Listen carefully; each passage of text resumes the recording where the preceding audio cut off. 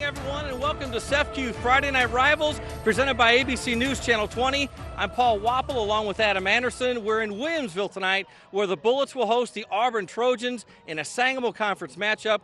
Both teams are 1-0. Both teams ranked in their respective classes. Adam, these two teams have a lot of respect for each other. We talked about that a little earlier on ABC News Channel 20. Big game tonight for both teams, and Williamsville wants to keep their streak going. Auburn wants to change that streak. Yeah, you got two of the best head coaches in Central Illinois and probably maybe even in the state of Illinois. Both teams are going to come out, give it all they got. This is the last warning for you folks at home. Go get your popcorn, go get your drinks. You're not going to want to miss a second of this one. Adam, what do you see as the big keys to tonight's game? First up for Auburn, you got to get going early. Got off to a slow start against Pittsfield last week. You can't afford to do that against Williamsville. They're too good of a team. You really got to step off your offense, get the momentum on your side. If not, it could be an uphill battle all night. Their other big key is going to be the defensive line. You know, usually I like to pick one player, but with Aubrey Beard, Jake Roth, Tyler Graham, and Peyton Hudspeth, that's as good a front four as you're going to see in Illinois this year. If they can slow down Jace Franklin, put a lot of pressure on the Bullets' passing game, that's going to bode well for the Trojans. For Williamsville, it's keep the streak. You know, September 17th, 2010, that was the last time these Trojans beat the Bullets. Everybody remembers that. All these Bullets remember that. All these Trojans remember that. Williamsville already has that mental advantage. That's already going to play on some momentum when they start this football game. And for another key, it's Justice Ferrier, their quarterback. A lot of people would think I'd say Jace Franklin, their star running back, but I believe the key to a Bullets victory is Justice Ferrier doing damage through the air with his arm and on the ground with his legs. Just a junior, first-year starting quarterback, had a big week one, though. Some big athletes, some great athletes in this game tonight. Jace Franklin, one of them. We talked about this game might come down to special teams. A little breezy, at least a while ago, so it could come down to special teams tonight. Yeah, a lot of wind. You know, Auburn did have some trouble finding the right kicker. That could play really important in tonight's matchup, where special teams turnovers, they're going to decide who wins and who loses this game. All right, it's going to be a good one here in Williamsville. Right now, we'd like to introduce our third member of the broadcast team, ABC News Channel 20's Brendan Cullerton, who has our all-synthetic group Midwest field conditions. Brendan? Adam, Paul, I know we got some rain this week, but the athletic director tells me not a problem. The grass is nice and dry. The field should be in good condition. The field actually has a sprinkler system with a rain gauge, so it knows if it rains just to not put as much water out on the grass. Also, only been one JV game on this field all season, so we should be ready to go. Got a good field to go with a couple of good teams for this game. Back to you. Thanks, Brendan. We'll be back with the opening kickoff on SEFCU Friday Night Rivals, presented by ABC News Channel 20 in just a minute. Don't go away.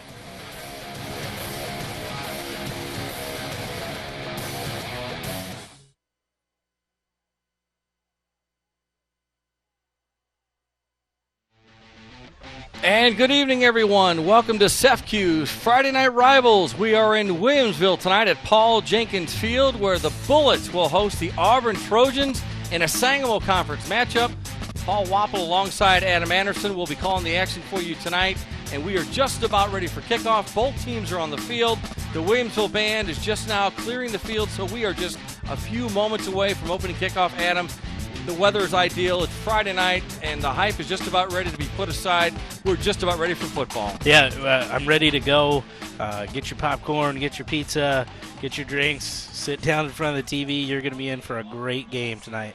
We talked about it's a battle of the streak, trying to get the streak stopped. Auburn is. Williamsville wants their winning streak to continue against the Trojans. Yep, September of 2010. And mind you, that was only a 2-point game. So that was the last time these Auburn Trojans beat the Williamsville Bullets. Both teams know it. Both communities know it. There's a lot of respect between these two teams. You're getting two of the best head coaches, Dave Bates at Auburn, Aaron Coons at Williamsville. You're not going to find a lot of coaches better in Illinois than these two. Both teams ranked in their respective classes. Auburn ranked number 1.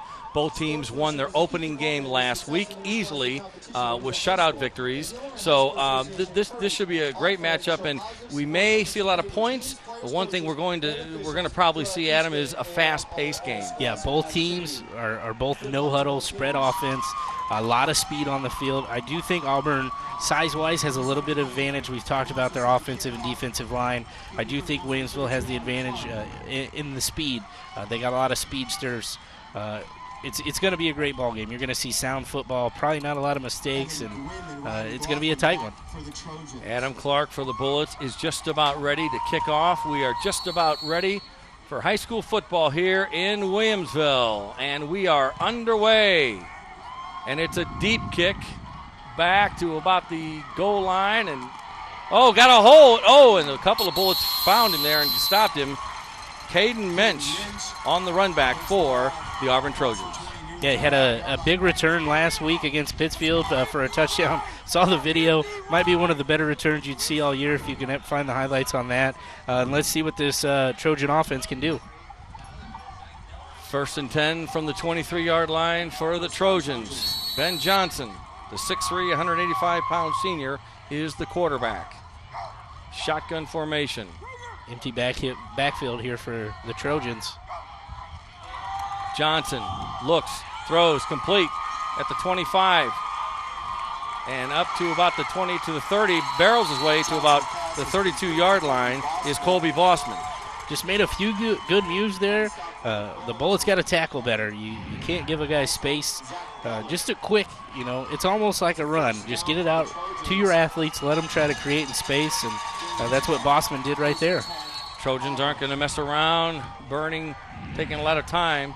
And first down, that is a Brant first down. I want to thank Brant Professional Agriculture, one of our sponsors all season long, as you see the first down play there. And that's a big key right there. For Auburn to be successful here tonight, they're going to have to run the football. They did have success last year running the football against this Bullet defense. And you see our CEFQ starting lineup. CEFQ, not a bank, better. Johnson back to throw, complete, right side. Out to about the 38, 37-yard line is Colby Bossman. Really taking advantage of Bossman in the slot on that linebacker. He might have him beat with a little speed. Williamsville might have to change up their game plan a little bit if that's what Auburn's going to do. Brings up 3rd and 6. Opening couple of minutes here in Williamsville, first quarter action. Johnson back to throw, looks left, incomplete, couldn't quite connect with Caden Mensch that time. Just a simple out route, was just trying to run to the first down, and looks like the punt team's gonna come on the field. That's a big stop for the Bullets after a big first down play for the Trojans. So back for the Bullets will be Datavian Woodson. Talk about him, Adam. He returned a punt last week against Riverton. I had the pleasure of getting to see him a little bit in the summer. He transferred over from Sacred Heart Griffin. He has got a lot of speed. Auburn really needs to try to contain him tonight. Johnson, the quarterback, also the punter, gets it away, a high kick. And no opportunity there for Woodson to return that one. So, with 10:27 to go, the Bullets will be in offense for the first time tonight on an absolutely gorgeous night for high school football. Yeah, had wind earlier. The wind has died down. That plays into both teams' strengths, too. They want to air it out. But just a beautiful night. A lot of fans here. Two great football communities, and it's going to be a battle. 1st and 10 from the 26. Ferrier back, the throw, tipped, incomplete. Talk about Justice Ferrier. It's 5'11 junior. First year starting, they had the great Vince McNally last year that really anchored them at quarterback. And Ferrier comes in. He had a big week one. Nobody really knew what to expect from him. I believe he is the big key here tonight. Everybody knows Jace Franklin is a focal point, but Ferrier's got to have a big game. All right, fakes the handoff. Ferrier on the keeper, up the middle, got some room. Oh, and he is hit hard as he's brought down. But a good pickup there for the Bullets. And that is a Brant first down. Brant Professional Agriculture. Take a look at the replay. Just a simple quarterback power right there. There's the handoff to Franklin on first down, coming this way and down at about the 38-yard line. That is a great tackle by number 2, Destin Chance. If he doesn't clip Franklin's foot there, he did have a lane to get to the outside. Got to have those all night, or Franklin will make you pay for it. No gain on the play. Brings up 2nd and 10 for Justice Ferrier and the Bullets. Back to throw, looking, got a man, complete at about the 40-yard line. And that's T.J. Ader with the catch. The Auburn corners playing pretty tight on these Williamsville receivers just with these short passes. Ferrier better be careful or one might be going the other way. 3rd and 7, back to throw. Goes deep, got a man. Oh, just quite couldn't connect. Intended receiver was Joseph Miller, the 6'3", 190-pound junior. Yeah, Joe Miller, also an SHG former Cyclone, came over, grew up in the Sherman area, had a chance there. Looks like he might have misplayed the ball a little bit, maybe got some sun in his eyes, but great job by Ferrier with pressure bearing down on him. I thought maybe he had a chance to take off and maybe run for the first down, but not going to fault him for taking a chance right there. 4th and 7. The Bullets appear from the 42. They look like they're going for it now. Ferrier is back a little bit deeper. Bobbles the snap, Ferrier does. Picks it up, looks to throw. Oh, got him complete a first down at the 40 to the 30, down to about the 28-yard line. So a broken play, I have to believe, and it is caught by T.J. Ader, and that is good for a Brant first down. Ends up played by Justice Ferrier and by T.J. Ader to notice that, oh, hey, the punt didn't get off. So spectacular broken play right there for the first down. And Williamsville's going to get up on the ball. They're going to get going to keep this momentum. There's the handoff to Franklin, who finds a little bit of room and is down to about the 20-yard line. Pickup of about 7, as we see a little bit of Franklin's speed on the play. He's a special player, had 150 yards and a few touchdowns against Riverton last week. Can't give him a whole lot of room to get going, or he will definitely take it. 2nd and 3 on the keeper. Ferrier with the first down, and he is inside the red zone. We like to thank Shields, our red zone sponsor this year. From Friday Night Lights to crisp weekend afternoons, here's the football, and to the players who make it great, good luck this season from Shields. You know, both teams, the punter is the quarterback, so when you have those kind of broken plays, bobbled snaps, you have probably one of your best athletes back there. 3rd and 3. And a whistle and a flag. Had a corner blitz coming in. Evan Grimm was flying in from the outside, tried to time up the snap. Great job by the Bullets to kind of change up the snap count and get them to jump off sides. First quarter action, in case you just joined us, we're in Williamsville at Paul Jenkins Field. Bullets and the Auburn Trojans doing battle tonight. Scoreless in the first. And you see Justice Ferrier. And he's ready, has it, throws left, complete, left side, good gain, goes down and down to the, close to the goal, and it is a touchdown for the Bullets. Hunter Thompson, the receiver, and that is good for a touchdown, 6 points, Bullets. Great job, just a simple screenplay, awesome job by the blocking of the Bullet receivers out there to give Thompson that room. That's where that play's made. And we'd like to thank Young Security, our touchdown sponsor this season. For every touchdown, Young Security will donate $50 to a local charity. This week's charity is the Mary Bryant Home for the Blind. And Williamsville will try to make it 7-0. They attempt the extra point. There's a snap. The kick is up, and it is good. So it is Williamsville 7, Auburn nothing as the Bullets strike early in the first quarter. Great job. That's what Williamsville wants to do. Come out, first drive, and score. Auburn's got to respond right here. You're watching CEFCU Friday Night Rivals, presented by ABC News Channel 20, live on CW23. Back after this. Welcome back to CEFCU Friday Night Rivals, presented by ABC News Channel 20. Paul Wappel along with Adam Anderson. We're in Williamsville, where the Bullets are playing the Auburn Trojans. The Bullets strike in the first quarter, 7-0 on the touchdown pass from Ferrier. You know, the Trojans are going to make some adjustments and come out and hopefully have a bigger drive here. Adam Clark with the kick for Williamsville. Oh, tipped and goes into the end zone. That's a big-time kick. You don't see a lot of small school kickers be able to put it in the end zone, so great kick. Ryan McLaughlin was the intended kick returner for Auburn. So the Trojans will come back again on offense. 7:53 to go, first quarter. You know, we talked about it a little bit in the game. Auburn got off to a slow start last week, still was able to capitalize, but they need a big drive here. Johnson on the keeper. Up to about the 20, so no gain there. Bullets had that one read. Yep. So a simple read play to try to disguise the quarterback run. Didn't look like it fooled the Bullet linebackers there at all. 2nd and 10 from the 20. Johnson back to throw, complete. Ooh, and hit hard. On the play is Colby Bossman. Great tackle by 52 DJ Moomaw. But again, Coach Bates will take 3-4 yards at a time as long as it's giving him first downs. Almost a similar strategy to what these Trojans did last year with Drew Chance and Drew Points, just little short passes, let athletes be in space and do what they can do. Got a couple of yards on the play, brings up 3rd and 8.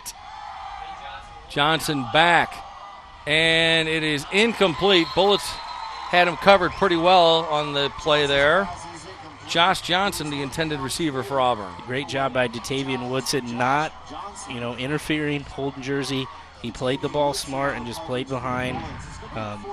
You couldn't play it any better. I thought he maybe had a chance to jump in front of it, but good job just to bat the ball down and get these Trojans 4th down.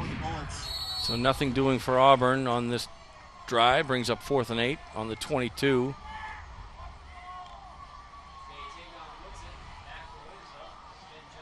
Johnson back, the punt. Gets it away. And Woodson does pick it up. Well, yes, he does pick it up, and he is down, thrown back to about the 32-yard line. So nothing doing there. I'm sure Datavian Woodson's going to get a little speech from Coach Coons as he comes off this sideline. If that ball bounces, you just need to leave it there. So Friday night. All right, we're going to toss it down to Brendan Colton. Brendan, what's going on? Paul, Adam, I'm here with CEFCU's Greg Davis, the branch manager at the Dirksen location.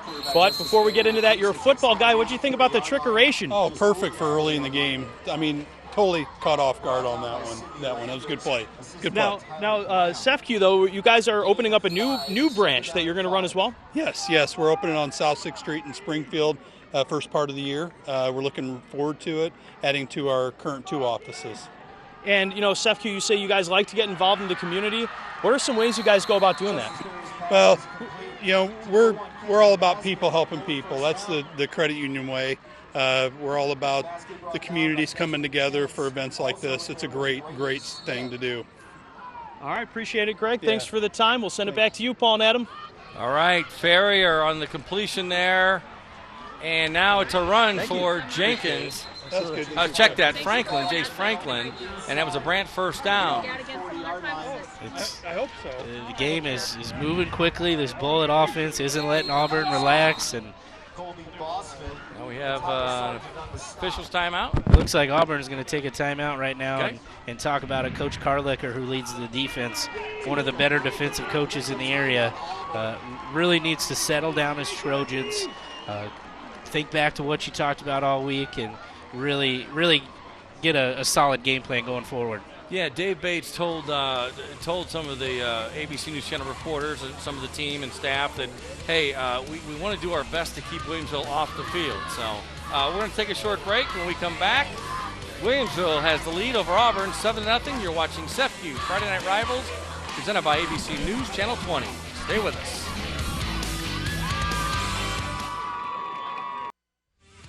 Welcome back to CEFCU Friday Night Rivals, presented by ABC News Channel 20. Paul Wapple and Adam Anderson calling the action here live from Williamsville. 7-0 Bullets. They have the ball on the 49. Ferrier back to throw, complete. And Mitchell has it down, and he's still on his feet, down to about the 28-yard line. So pickup of about 20 on the play. Great job by Joe Mitchell. Just second, third effort. Just keep fighting.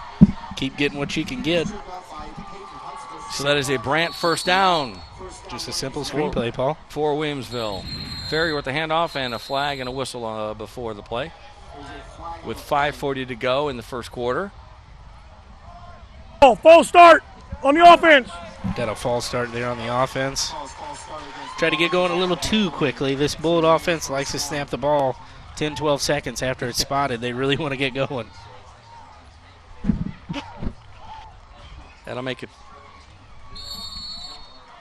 And Friday Night Rivals is available streaming live online, brought to you by Cass Cable. Log on to CWTV 23. And remember to watch ABC News Channel 20 at 10:15 for Friday Night Rivals. As you see, no gain on the play for Jace Franklin. Great job by big Jake Roth, 6'4", 265. He is a force there on the inside. The Bullet interior line really needs to take care of it. It could be a long night. So 2nd and 16, ball on the 34-yard line.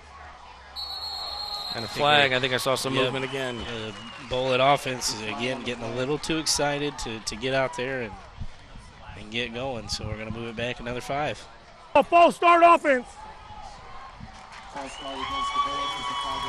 And the Auburn crowd likes that. So make it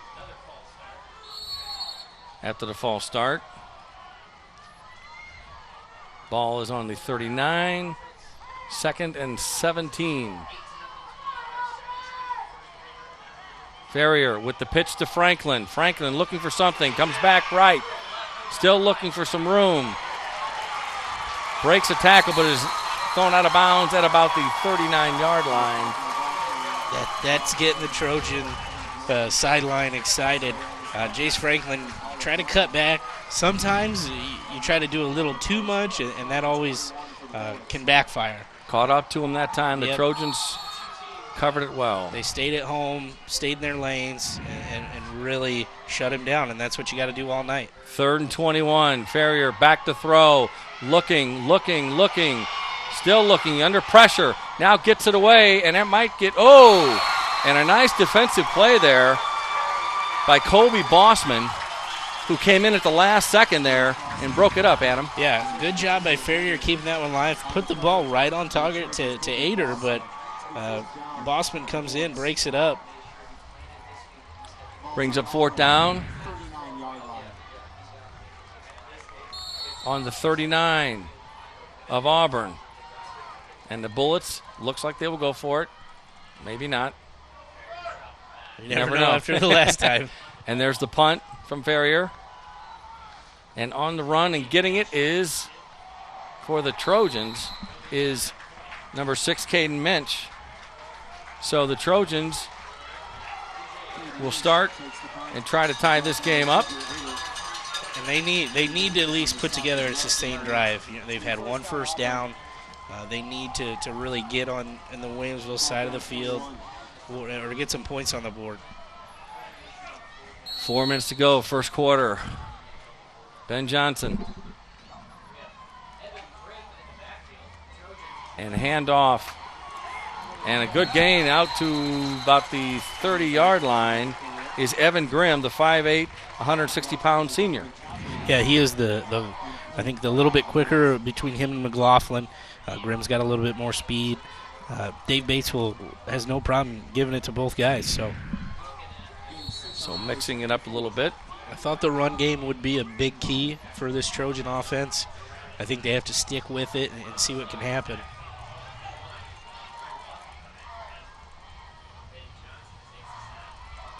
McLaughlin in the backfield. He gets the carry up the middle, and maybe a gain of a couple on the play, if that. McLaughlin, keyed the big run that Auburn went on last year. Was kind of an unknown commodity. Ran for over 1,000 yards. Had a big game in week 1 last year when we did the Friday Night Rivals game, and I expect him to have another big season this year as well. Johnson alone in the backfield on 3rd and short.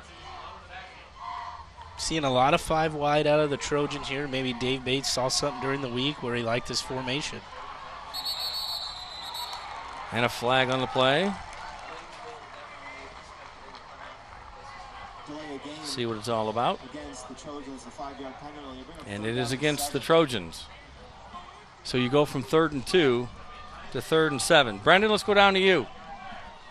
Adam Paul, if you notice how they scored there, it was on a screenplay. If you've seen, Williamsville hasn't really had much success up the middle. You can see anyone can. The size up front for Auburn. So talking to Coach Coons for Williamsville before the game, he said one way to beat that is to go around them. They've run 2 screenplays. One got called back. The other is the only reason this game isn't tied at 0. Back to you. Johnson goes deep, and it is complete. And a first down and then some. Destin Chance, the 6'1", 160-pound sophomore, with a big catch there. That changes momentum. Johnson makes a play happen, really just kind of chucks it up and hoping something good. That's good for a Brant first down, 1st and 10 from the 40. Auburn on the move, right side.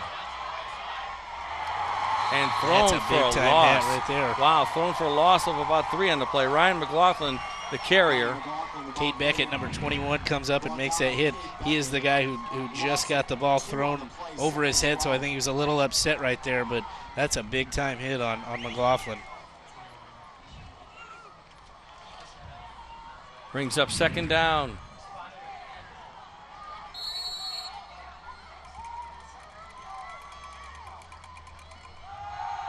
Johnson back at midfield, throws. Oh, and incomplete. Destin Chance, the intended receiver. I thought he kind of forced that one to the sideline. I thought he had some underneath routes that were open. Great play by the Bolts secondary to break on that ball. Almost came up with a turnover right there. 7-0 Williamsville. Auburn on the move. 3rd down.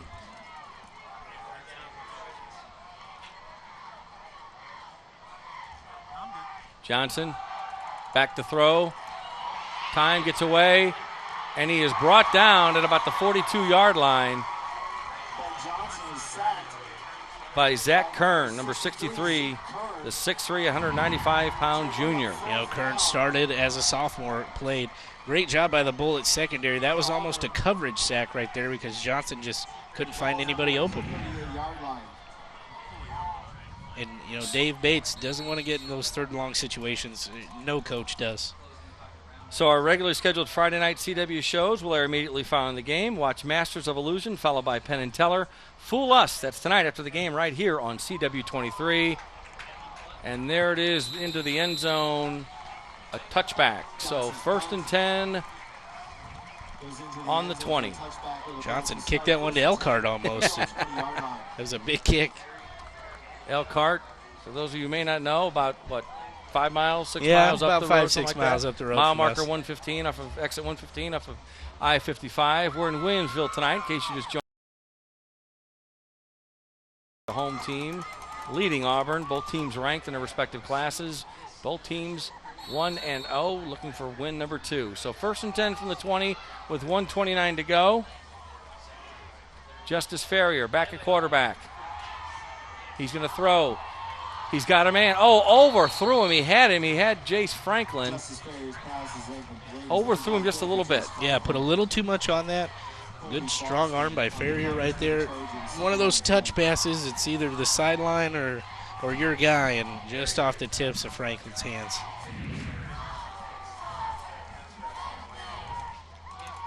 Second and 10.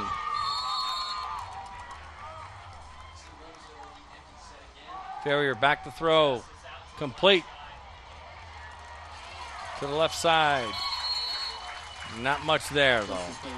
No, got a few. 3-4 yards. It's going to bring up a 3rd and long. Kenton Basket with the catch. Take a look at the Williamsville getting all their signals from offensive coordinator Adam Ibbotson. 3rd and 5. Ferrier's going to keep it himself. Up the middle.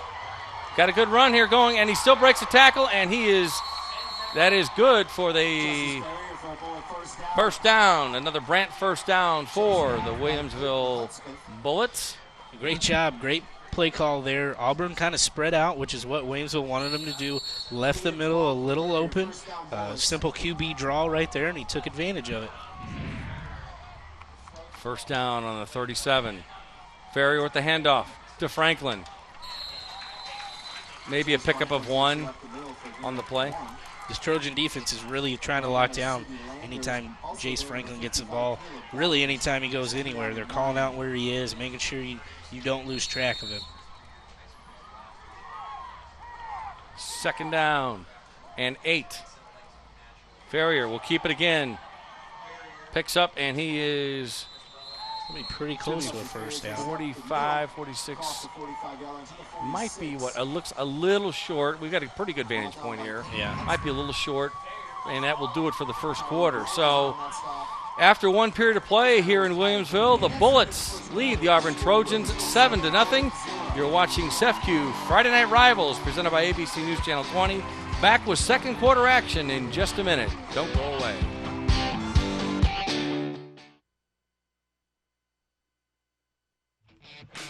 Welcome back to SEFCU Friday Night Rivals, presented by ABC News Channel 20. Paul Wapple and Adam Anderson, second quarter action just about set to get underway here in Williamsville. Ferrier under center, haven't seen that, goes with the sneak on 3rd and 1, and he gets the first down and a couple more. Just a simple sneak play. Are we going to drive you or are you going to drive us? So good job by the Bullet offensive line. That's something you're not going to see a lot from Williamsville tonight, a snap under center. They practice it just in case they have to do stuff like that, maybe kneel on the ball. It worked there. Good enough for a Brant first down to get across midfield. This time, Ferrier Franklin back, deep. going deep. He's got Jace Franklin alone. Oh! And he couldn't hang on to it. Wide open, Jace Franklin at about the 15-yard line. Oh, my. He'll be seeing that one in his sleep tonight. Yeah, and you folks at home, he was wide open. Sometimes those are the hardest catches. You know you're by yourself. It's not easy to catch that ball coming over your head, but Franklin's got to make that play. He is a standout to make those plays 10 times out of 10. He was gone to the end zone. All right, 2nd and 10 now from the 49. The handoff this time to Franklin. Right side, he breaks that one, and he's still on his feet. Going down the sidelines, he's still on his feet, and the Trojans still can't bring him down. 2-3 tacklers finally brought down at about the 14, 13-yard line by the Trojans. I think it wasn't easy. I think he made up for it right there. I think he brought out a little anger in that run. Sidney Landers got him, number 40, finally. A nice pickup there for Jace Franklin. And it's a Brant first down from the 14-yard line. Ferrier on the keeper, has some room, gets up the middle. And they've made it into the Shields red zone. Shields, one of our sponsors this year. Thank you very much to Shields.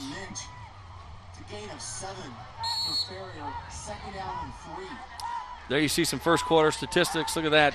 All 125 right to 53. there. Absolutely. Okay. There's Franklin up the middle and nothing there. And we've got a score to pass along, Adam. Yep, I've just been told. Game. Also just heard that Jacksonville's up 14-7 on Springfield High. All right. Thought both of those games might be close. We'll see what happens in the Rochester-Glenwood game. We'll keep you posted as scores become available to us. 3rd and 2 from the 6. Ferrier will keep it. Oh, and he is stuffed on the play. Trojans brought some outside pressure there to that Bullet left side. This is a big decision here. If I'm Williamsville, do I chance it, try to get it in the end zone? They have a very capable kicker, maybe get points, but looks like the offense is going to stay on the field. 4th and 3. Ferrier has Franklin in the backfield. Looks to the sidelines. And they're going to talk about it. Yep. They're going to take a timeout, they being the Bullets. I wouldn't be surprised if we see the kick team come out after this. Maybe they didn't see what they liked defensively. Auburn's done a great job since they've got their backs against the wall in the end zone. So we'll see what happens. All right, we're going to take a short break. You're watching SEFCU Friday Night Rivals, presented by ABC News Channel 20. Back in just a minute. Stay with us.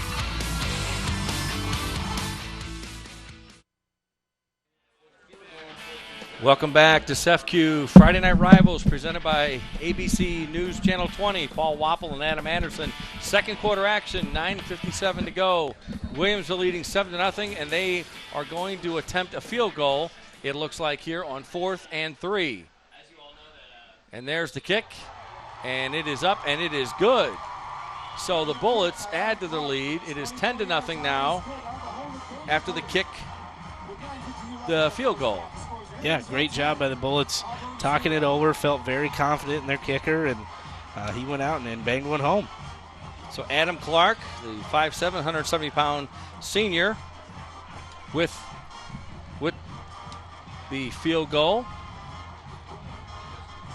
So it's 10-0. So now you're Auburn. You start thinking, okay, here we go again, or too early for that?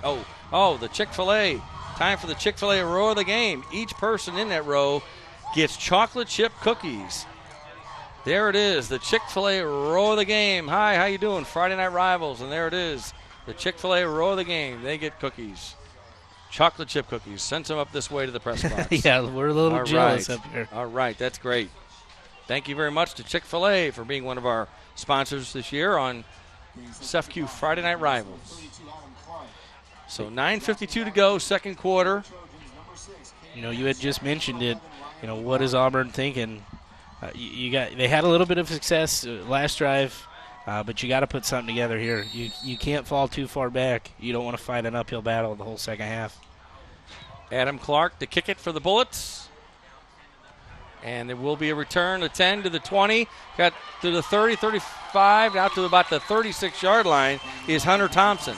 Check that. Sorry about that. Ryan McLaughlin. Yep. McLaughlin for Auburn. Senior running back, trying to get something going. We talked that special teams were going to play a big part in tonight's game. Let's see what Dave Bates has dialed up here. He's known for his offensive mind. Sorry about that. So I know he's made some adjustments. So let's see what they can do. Ben Johnson on the keeper. No, check that. A surprise play. Evan Grimm comes in at quarterback. A little wildcat action. Yes. I just talked about Dave Bates being that, that smart offensive mind. He's been around for a long time. He's really turned the Auburn Trojan program into one of the premier ones throughout the state, especially in small school football. A lot of wins, runner-up last year in 2A, hoping to get back there here this year. 2nd and 7 after the pickup of 3. Now Johnson is back, throwing. Tipped and complete across midfield to the 45 on the play, and that is good for Caden Mensch.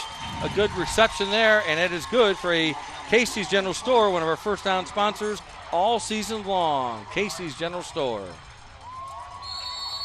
Great, just over the outstretched hands of DJ Moonmaw, but great concentration by Mensch to bring that in. Auburn trying to change personnel. Looks like they got a little confused. Dave Bates is a little hot right now, getting a little fired up that his Trojans weren't ready to go. Bad snap on the play, picked up by Ryan McLaughlin, halfback, who played quarterback on that one, and pushed back down at about the 45-yard line. Great job. McLaughlin just did what he could right there to get back to the line of scrimmage. Bobbled snap. Looks like he's coming off. Maybe he got a little winded right there. Got the wind knocked out of him. That was a big hit he took. Ben Johnson back to throw. Complete at the 40. Down to about the 34-yard line of the Bullets.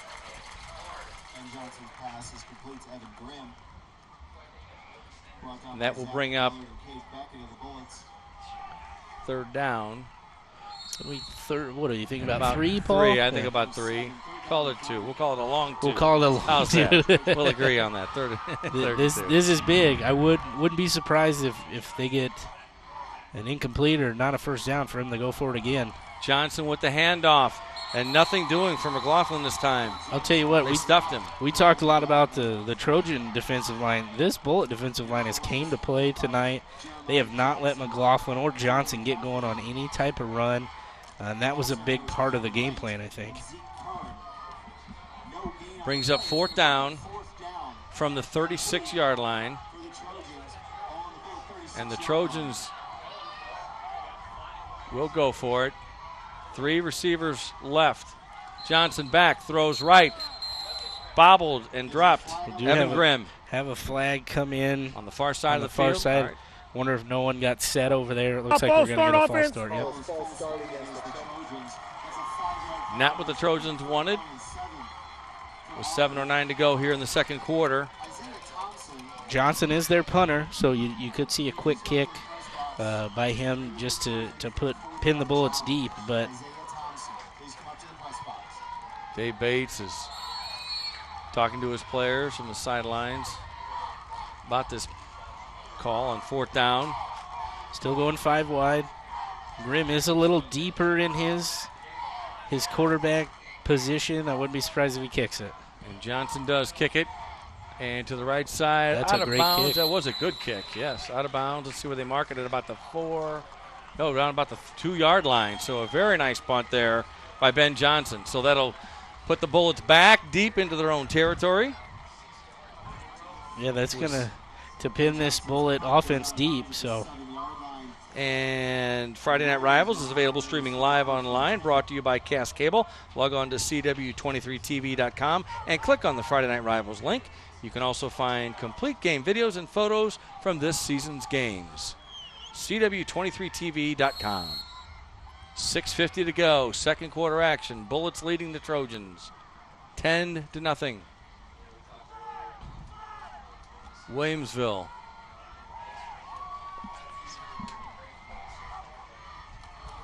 Back to throw. Complete on the far side. And got some room, breaks the tackle, and still on his feet, and now finally brought down. He's flagged down. I think that one might come back a little bit. Hunter Thompson with a nice pickup after the catch, but let's see what the flag's all about. That's a risky call, throwing a screen pass deep in your own end zone, because that ball could be live if it is Got dry. holding, offense. And Trojan faithful like that call, of course. Yeah, with those receivers out there, those are key blocks. Sometimes you get a little bit too grabby with the hands, maybe pull a jersey. You got to know that your referee's right there. If you take a look, it's probably right here. Look like number 37, TJ Ader, maybe, with a little bit of a hold. Brings up 1st and 13 from the 4-yard line for Justice Ferrier. There's the handoff to Franklin, who's got some room and breaks the tackle. Still on his feet at the 20. Flag on the play, out of bounds at about the 25, 26-yard line. Another flag on the play, as we saw some good speed there that time by Jace Franklin. You saw what Jace Franklin can do when he gets going. The bad part is I think you're going to get a hold on number 1, Kenton Basket, out here late as he just kind of grabs the jersey right there. You got to let go as soon as that defender starts to disengage from you. That's tough on a big Bullet run. Officials marking it off. Offense. Half the distance. Holding is the call. So the Bullets make it a little harder on themselves here. Yeah, I mean, the Trojans have to be happy with the penalties bringing it back, but then again, you've given up 2 big plays that have just been saved by penalties. First down on the 7. Ferrier back to throw. Looking, got a man, complete. Out to the 20-yard line on the play. That one kind of floated up there a bit. Great job by Joe Mitchell to get up and get it before the defender could. You know, Ferrier had a little pressure in his face, tried to get the ball out quick, but good job by the Bullet offense. And we'd like to thank Casey's General Store for sponsoring our first down. That is a Casey's General Store first down. There's the handoff, and the ball is loose. Auburn says they have it, and I think that they do. They do. So the fumble on the play, and that's just what the Trojans needed. Yeah, that's what they need. They needed a little bit of momentum, maybe catch a break here, and let's see if they can take advantage of this good field position. Looks like just a little bobbled snap by Ferrier and some miscommunication. Popped right into the belly of Aubrey Beard. So 1st and 10 from the 17 for Ben Johnson and company. Johnson back to throw. Looking for man in the end zone. He's got him complete, and did he catch it? Yes. Let's see. Yes, it's a touchdown. Destin Chance, the sophomore, with a touchdown catch from 17 yards. And That is a Young Security touchdown, and $50 is donated to the Mary Bryan Home for the Blind on that play. Great job by Destin Chance right there. It did look like he made the catch on the replay. Again, we have the benefit of instant replay. These refs out there don't. It did look like he came down with it. Just snuck behind the secondary right there. No one picked him up on that play action. Josh Johnson will attempt the extra point, and it is good. So just like that, it's a 10-7 ball game with 5:43 to go in the second quarter. So Williamsville over Auburn. We're going to take a short break. You're watching SEFCU Friday Night Rivals presented by ABC News Channel 20. Back with more in just a minute.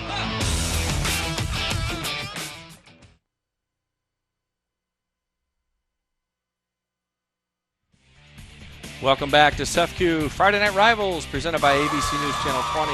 Paul Wappel, Adam Anderson, live from Williamsville, Paul Jenkins Field, as you see the fans enjoying tonight's game between the host Bullets and the Trojans. We've got a good one here with 5:43 to go in the second quarter. Yeah, the Trojans breathed a little life back into their sideline with the turnover and the touchdown. Let's see if they can get a stop here on defense. So here's a look at our SEFCU's smile cam. As you see the smiles, thanks to SEFCU, not a bank, better. All kinds of smiles out here tonight. All right, here's the kick. And coming toward us on the left side for the Bullets. And they're going to have excellent field position here at about the 38-yard line after the return. So the Bullets, we'll see how they answer, what they come up with, Adam. Yep, expect them to stick to the game plan. Just had some penalties that really shot themselves in the foot on that last drive. Shouldn't have been in position where they were, but you got to rebound there. You got to come back. You got to have a good drive. Maybe put some points on the board. You got to keep this lead. Justice Ferrier with the handoff to Jace Franklin. They grab his jersey, but they can't quite bring him down. They finally do it about the 48-yard line. A couple of Trojans got him on the play. Yep, Peyton Hudspeth, the state wrestler right there, maybe try to throw a single leg, a double leg takedown on him. Got to do what you can to get Franklin down. You know, got Hudspeth to go back out for football this year. Hadn't played in a few years, but he's really shown a knack for the football. 2nd and 2. Ferrier back to throw, looking, throws a strike across the middle, complete at about the 40-yard line of Auburn. And Joseph Mitchell on the catch. Brendan, let's go down to you. Brendan Cullerton, what do you have for us on the sidelines? A little surprised at the success Auburn has had over the top in this game. Talking to both coaches before the game, you know, Coach Bates with Auburn said Williamsville is going to back off, make them beat them 5 yards at a time, and Williamsville said they were going to do the same. They have yet to be able to sustain any long drives, but obviously that doesn't matter if they can continue to throw the ball over the top. So we'll see if that changes throughout the game. Thanks, Brendan, and the completion there to Kenton Basket, the 6-foot, 155-pound senior. Split end for the Bullets. Had a flag come in here late. Not sure. Maybe get a face mask here or a block in the back on the Bullets. If it is a block in the back, I think that's a little questionable. I thought the head was in front. It is going to be a block in the back. Okay. Block in the back. That's a tough call. I thought he was in front of him there, but that's why they're a referee and I'm not. You're watching SEFCU Friday Night Rivals presented by ABC News Channel 20 and on just an absolutely beautiful night for high school football here in Williamsville at Paul Jenkins Field. We're enjoying bringing the action to you and want to thank all of our production crew, our camera crew, and everybody involved with this production, and we enjoy bringing it to you on Friday Night Rivals. So, ball on the 37, and Ferrier is stacked up, and the Trojan V is fired up. Another bad snap there by the Bullets. When you're in this shotgun offense, both teams will tell you the first thing you really have to focus on is getting a good snap. If you don't get a good snap, too high, bouncing on the ground, that throws your timing off. When your timing's off, you're dead in the water right there. Ball on the 39, 2nd and 11 for the Bullets. Ferrier back to throw. Oh, and he is sacked on the play, and the Trojans got him. And the Trojans D is playing very well. Ty Haney with the sack. Just came in. It looked Ferrier took a little too much time, I think. Great job by the Trojan defense to really put that pressure on. They're fired up. Momentum's on their side after that touchdown. Getting some breaks here. Let's see what the Bullets can do. 3:36 to go. Second quarter. Ferrier back to throw. Dumps it across the middle. Complete, but hit hard at midfield is Jace Franklin. Sidney Landers is the one guy to stop that play, or it's going to be a big gain. The Bullet lineman just missed him, and he broke it up as soon as it got started. And I think this is the most excited I've seen the Auburn faithful so far tonight, Adam. Yeah, they are really getting into it now. They're fired up. The cowbells are going right here in front of us. They're really getting this Trojan team back into the game. So it's 4th and 19. Ball on Auburn's 49-yard line. Ferrier appears as though he will punt on the play. Standing at about his 40, he does punt it. It's a high punt, pretty good kick. Fair catch is called for at the 22-yard line. Good fair catch by Minch. That's again, one of the harder plays in football is you got 11 guys barreling down on you, and you have said that nobody can hit me, but you have to really focus on catching that football. And for a full recap, tonight at 10:15 on ABC, get all of your local high school football highlights and scores on News Channel 20's Friday Night Rivals recap with David Coy and Donnie Tillman. They do a great job. 1st and 10 from the 21. Fakes the handoff, now throws. Complete down the right sideline and steps out of bounds, gets out of bounds at about they mark it at about the 37-yard line. So that is good for a Casey's General Store first down. Just a simple play-action screen pass out here to Minch. Again, one of the better athletes on this Trojan team. He is going to make him pay if he gets an open space. It seems like a whole different team out here, Paul. What do you think? I agree. Right now it does. I feel like they came out a little flat, maybe a little nervous, but they're ready to go now. A lot of confidence, the Trojans right now. There's the handoff. And pickup of maybe 3 on the play is Ryan McLaughlin for Auburn. He's having some tough sledding, but he's really fighting for those yards, trying to get what he can get. But this Bullet interior is really not letting him have any room. Second down. Johnson throws. Complete. Right side. Short of the first down by a couple after the catch by Caden Minch. Great job blocking out here by the Trojan wide receivers. They're the key to that play. If you miss your guy or you fall off a block, Minch is going to be hit right as he catches it. For you kids at home, that's how you get on the field. You block when others have the ball. 3rd and 2 from the 47. Wouldn't be surprised if maybe we see Johnson on a run here. It looks like the middle of the Bullet defense is a little open. Johnson all alone. Fakes the throw. Now he does throw, and it is complete, and it is good for a Casey's General Store first down at the 42-yard line of Williamsville. So the Trojans now on the move. Evan Graham with the big catch right there. Johnson fired a rocket right in the ground where it was either going to be Grimm or no one catching it. 1st and 10.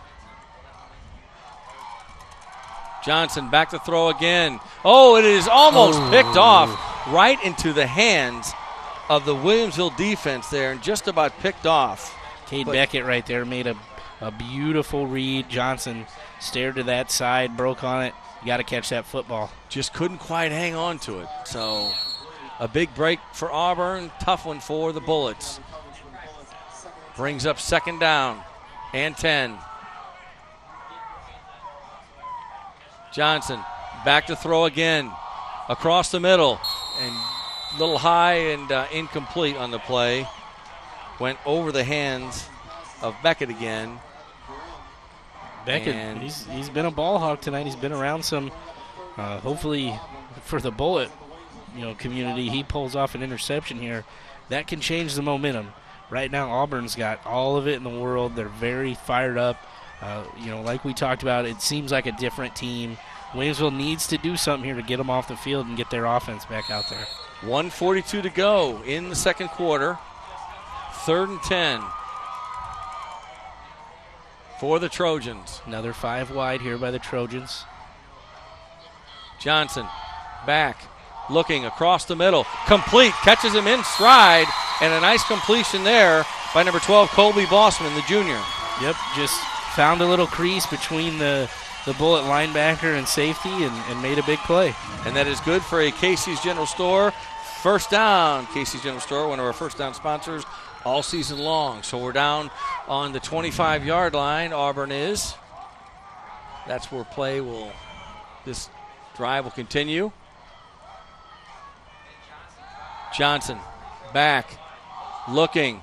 Oh, and I think pass interference. Yeah, definitely. All over on the play. No doubt about that one. Yep. He did make the catch, though, for Caden Minch coming up. Caden Minch, yes. Oh, that was Josh Johnson. I apologize. Check that. So, Adam, what are they calling this? If he caught it. If he caught it, you just decline it. Yeah. To see if an obvious pass interference call on the play. He did not. Got to play the ball, not the man. So the Trojans continue to march. Pass interference on the defense. Declined. First down. It is a Casey's General Store. First down. See a replay over there. You kids at home, you could not drape yourself over that defender before the ball gets there. That's where the flag comes in. 1st and goal from the 7 for Ben Johnson and Auburn. 1:14 to go, second quarter. There's the handoff. Cuts back left. Down inside the 5-yard line, down to about the 3 is Evan Grimm. Just a simple read play. They're reading that defensive tackle that came flying upfield and went after Ben Johnson, so he handed it underneath to McLaughlin. Looks like they're bringing in a little bit of a heavier set right here. Williamsville's trying to get a player off the field. They do. Clock is running, 47 seconds. There's the handoff, and the Wildcat, 44. He is stacked up. Peyton Hudspeth. Wow. Not sure why he went outside. You would think inside is where he's going to have that, but maybe he saw a little opening. But great job by the Bullet. He is a load to bring down, so good job gang tackling him and not letting him get in the end zone. So Auburn calls a timeout. They will have 1 remaining in the first half. I would think they're going to 2 offensive plays here. Paul, do you think maybe a kick 4th down? Or? Yeah, we're 3rd and goal on the 1, so I agree you go for it here. Yeah. I think. Try to keep that momentum going into halftime. Come out with the lead if they can. Dave Bates is thinking of something. And this is just quite the opposite of what we saw opening week last year on Friday Night Rivals. We saw a lot of offense in the first half. A lot of scoring in the first half last year. Ended up with a great finish, went down to the wire. This one may go down to the wire too. But a good game, a real good game so far with 37 seconds to go. 1 timeout left for Auburn. Williamsville has 2. It's kind of been the tale of 2 quarters. Williamsville came out fired up, went up 10-0. That turnover in the second quarter has really sparked the Trojan offense and defense to play better. And Johnson on the keeper, and he marches in easily for the touchdown. That is a Young Security touchdown, and $50 is donated to the Mary Bryan Home for the Blind with that score, thanks to Young Security. And a nice run on the quarterback keeper there for Ben Johnson. Yep, just a simple kind of a quarterback read play there. You get 2 pulling linemen. You could have drove a car through that hole. Great job by the Trojan offensive line. Josh Johnson will attempt the extra point. Kick is up, and it is good. So with 33 seconds to go in the first half, the visitors, the Auburn Trojans, take the lead over Williamsville 14-10. You are watching CEFCU Friday Night Rivals, presented by ABC News Channel 20 here on CW 23. And we have got a good one here, folks, in Williamsville tonight. I know the Williamsville folks are excited. You see some of the fans here. And for a full recap of your Friday Night Football action tonight at 10:15 on ABC News Channel 20, be sure to watch David Coy and Donnie Tillman with the Channel 20 Friday Night Rivals recap. They'll have all the scores and highlights from all across Central Illinois, including Central State 8 games, other Sangamo Conference games, and you name it. And those two guys, they will have it for you. They got their camera guys and photographers out in full force tonight. And on a beautiful night, I've said it before, I have to say it again, it's just a beautiful night for high school football. Yeah, can't get any better than this. No real heat or humidity. The winds died down. It's just a beautiful night out here. Now, 33 seconds left. This Bullet offense works at a breakneck pace anyway, so don't expect that to change. I'd be surprised to get a good shot of Aaron Coons right there. I'd be surprised if he talks about wanting his offense to kneel down. I expect him to maybe try a run or two and see what happens, but if they threw a pass play, that I would be surprised about. Bullets were state runner-up. The state runner-up in 2014 in Class 3A. They are no stranger to the playoffs. And there's the kick, short kick. And the ball is out of bounds, so the flag automatically comes out on the play. So we'll see if Williamsville takes a knee, or you don't think they're going to do that. No, especially try here to run a couple of plays. With getting the short field, the ball's going to come to the 35 or 40-yard line. So be excited to see what happens. Oh, it looks like Williamsville's going to actually let them re-kick it, try to get a big return. Okay. So we will do it again. Dave Bates sends his special teams unit out on the field one more time. And, Williamsville has 2 timeouts, so if they wanted to try something, they certainly have a little bit of time to do it. There you see a shot of Jace Franklin, who we've talked about him and his tremendous athletic ability and he's got quickness. Some Division I scholarship offers to play football. I expect more to come in as the season goes on.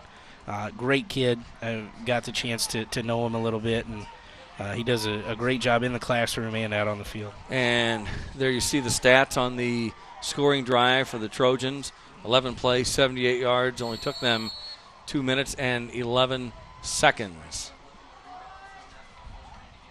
So a short kick again and recovered at about the 48-yard line. So the strategy works for the Bullets. Hey. They've got excellent field position, not a lot of time. You got about 10 more yards on that. Yeah. They've got some time. They could strike with a pass or a nice run. Let's see what they come up with. And the Trojans will have to be ready for Justice Ferrier and the Bullets offense. He looks to the sidelines, Ferrier does, to see what the play is. Again, 2 timeouts left.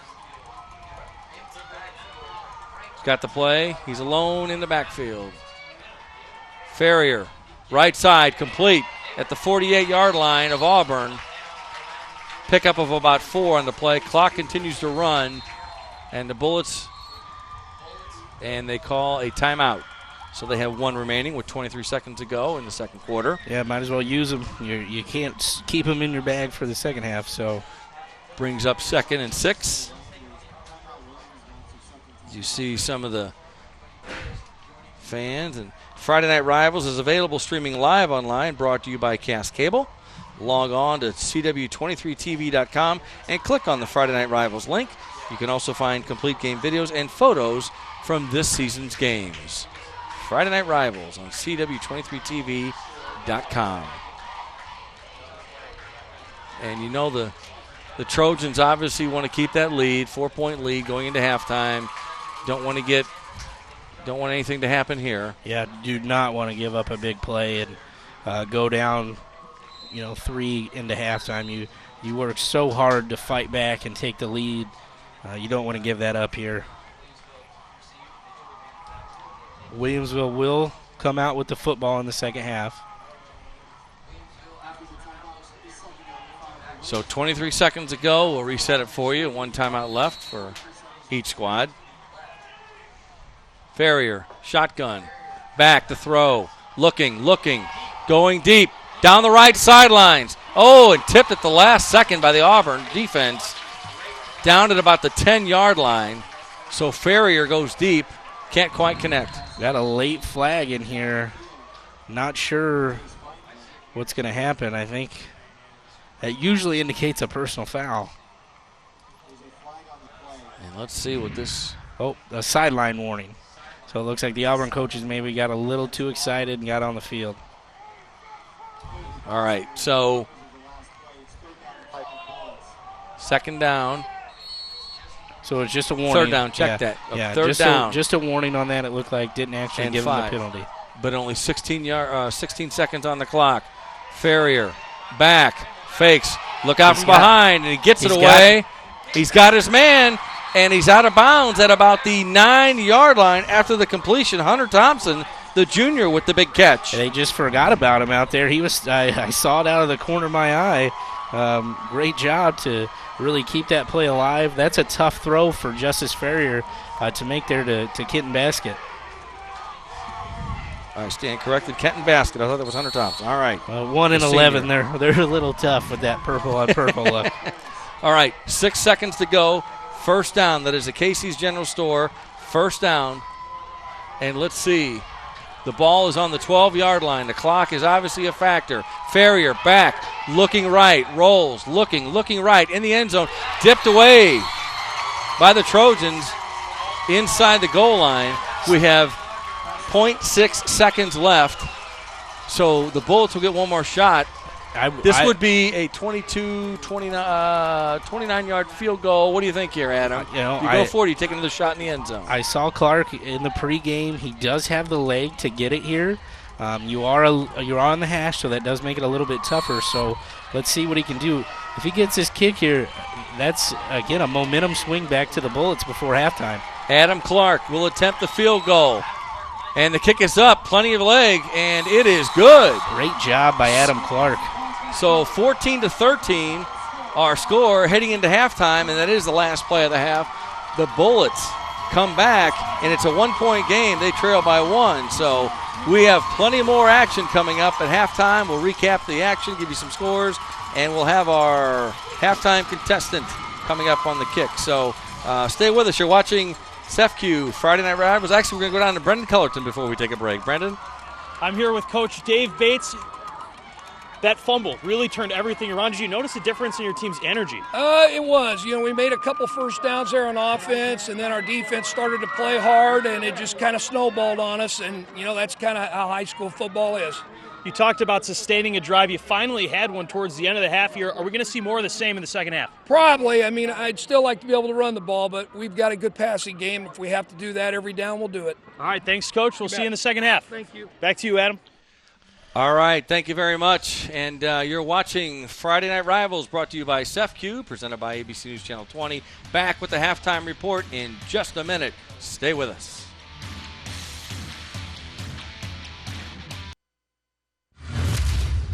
Back to the Friendly Chevrolet halftime show on Friday Night Rivals. 14-13, the Auburn Trojans over the Williamsville Bullets at halftime. And right now it is time for the 40-yard challenge, brought to you by Friendly Chevrolet. Tonight, kicking for a chance to win a 2016 Chevrolet Silverado is Isaiah Thompson. If Isaiah kicks the football into the back of the truck, then Isaiah Thompson wins the truck from Friendly Chevrolet. Good luck. Let's send it down to Brendan Cullerton with Isaiah Thompson. Brendan. Isaiah Thompson right here. You say he's 16 years old, everybody. You've kicked before. Are you confident you've got the leg here? Yeah, I'm pretty confident. All right, go out, give it a shot. All right. This will be let's see what he's got here. Yeah. 16 probably just maybe has his license. Let's see. It's got to now remember, it has to go through the uprights, land and stay in the back of the truck.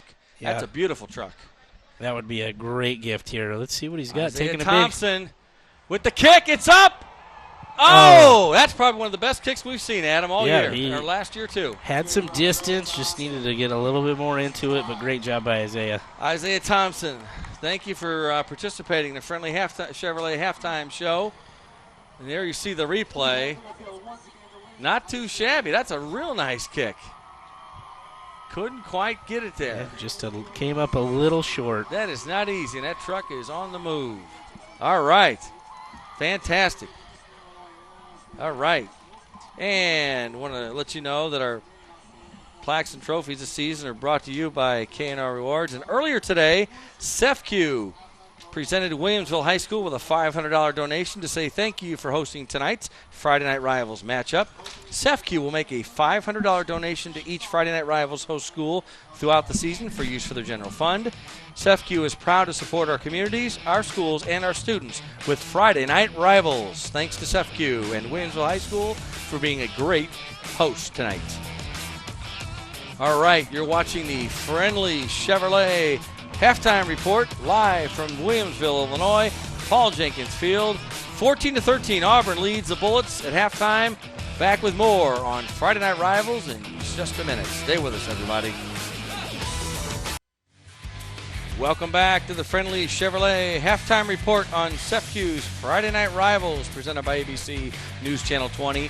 Auburn 14-13 over Williamsville. And I want to let you know, throughout this Friday Night Rivals season, our friends at CEFCU will recognize an exceptional senior student athlete from each participating school with a plaque presentation prior to each game. This week's CEFCU Scholar athletes are from Williamsville, Adam Clark. Adam is captain of the football team, playing all 4 years for the school's football, baseball, and basketball squads. Currently, he is on the high honor roll with a 4.47 GPA and is president of the Williamsville Chapter National Honor Society. Adam also serves as class president as well as an instructor. Adam Clark. And from Auburn High School, Evan Grimm. Evan has a 3.7 grade point average. He's been a starter for the Trojans for the past 2 seasons, and we reversed those. And there we go. Evan. These students are also eligible to win a $5,000 scholarship to be presented at the end of the season, courtesy of CEFCU. CEFCU is proud to support and encourage exceptional student athletes across Central Illinois. Congratulations to both of these week's CEFCU Scholar athletes. All right, CEFCU, not a bank better. 14-13. You're watching the Friendly Chevrolet Halftime Report on CWTV 23 and at Paul Jenkins Field in Williamsville, Illinois. And got a good ball game, 1-point game. As you see the Williamsville High School band on the field, Adam. Yep, you know, both coaches are going over adjustments. They both had some success. The big turnover by the Bullets kind of changed this game in the second quarter. We'll have to see what Dave Bates dials up and what Coach Coons can do too. And we've got some scores to read from across the area. Some big numbers being put up. Listen to this. Check that. SHG over MacArthur, 45-21, and Pleasant Plains over Riverton, 43-0. So the Hawks having a hard time with the Cardinals. Taylorville over East Alton Wood River, 33-0. Some other scores, Adam? Now I think the biggest surprise right now is at halftime, New Berlin is up 21-14 over North Mac. That would be a huge upset. And Eisenhower over Lincoln, 50-0 that game in the first half. All right, we're going to go down to the sidelines to Brendan Cullerton. Brendan, what do you have for us? Well, I've got Williamsville principal Doug Furlow here. Now, you used to be the athletic director, so how much pride do you take in the athletics here? Well, you know what? I've been here for 20-plus years as a coach as well, and so I would have to say that transitioning from coach to AD and now getting to watch a little more as a principal is great, but the pride that we have here is unbelievable, the community support, and so I couldn't be prouder of our kids across the board. And I know you guys, being principal and being used to being involved in athletics, you take a lot of pride in the academic success of your athletes here. Oh, absolutely. I can't tell you how many of our teams, I think 7 teams last spring were academic all-conference for IHSA, so that was phenomenal, all 7 of our teams. And I don't know if that happens everywhere, but we're proud that it does happen here. Tight game right now. You think you guys pull it out? I hope so. We'll see. This is always a tough one, so we'll see. Good game to watch. All right. Thank you very much. Adam, Paul, back to you. Thanks, Brendan, and thanks to Doug Furlow, the principal. And great baseball coach, too. Absolutely. I remember him when he was a baseball coach. And Williamsville, the community, are very excited about hosting this game. Small community, and pulling into town. There are signs all over the place, and they're excited about this big game. So we're going to take a break. You're watching the Friendly Chevrolet Halftime Report on CEFCU's Friday Night Rivals. Back in just a minute.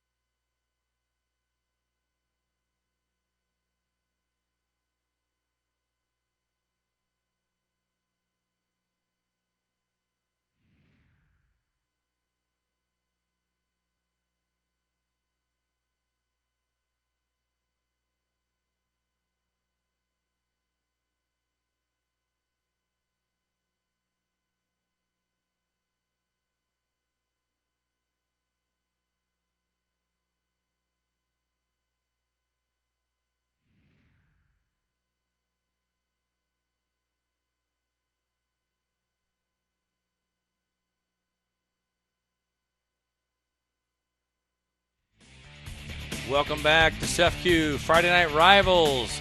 You're watching the Friendly Chevrolet Halftime Report. Williamsville trailing the Auburn Trojans 14-13 at halftime. Here's some highlights from the first half, Adam. Yep, the trick play that wasn't planned there for the Bullets. The bobbled punt turns into a big first down, kept the drive alive. Worked well for the Bullets. And Justice Ferrier going to his receiver there. They're fired up. Hunter Thompson on that play there. This was the big kick leading us into halftime.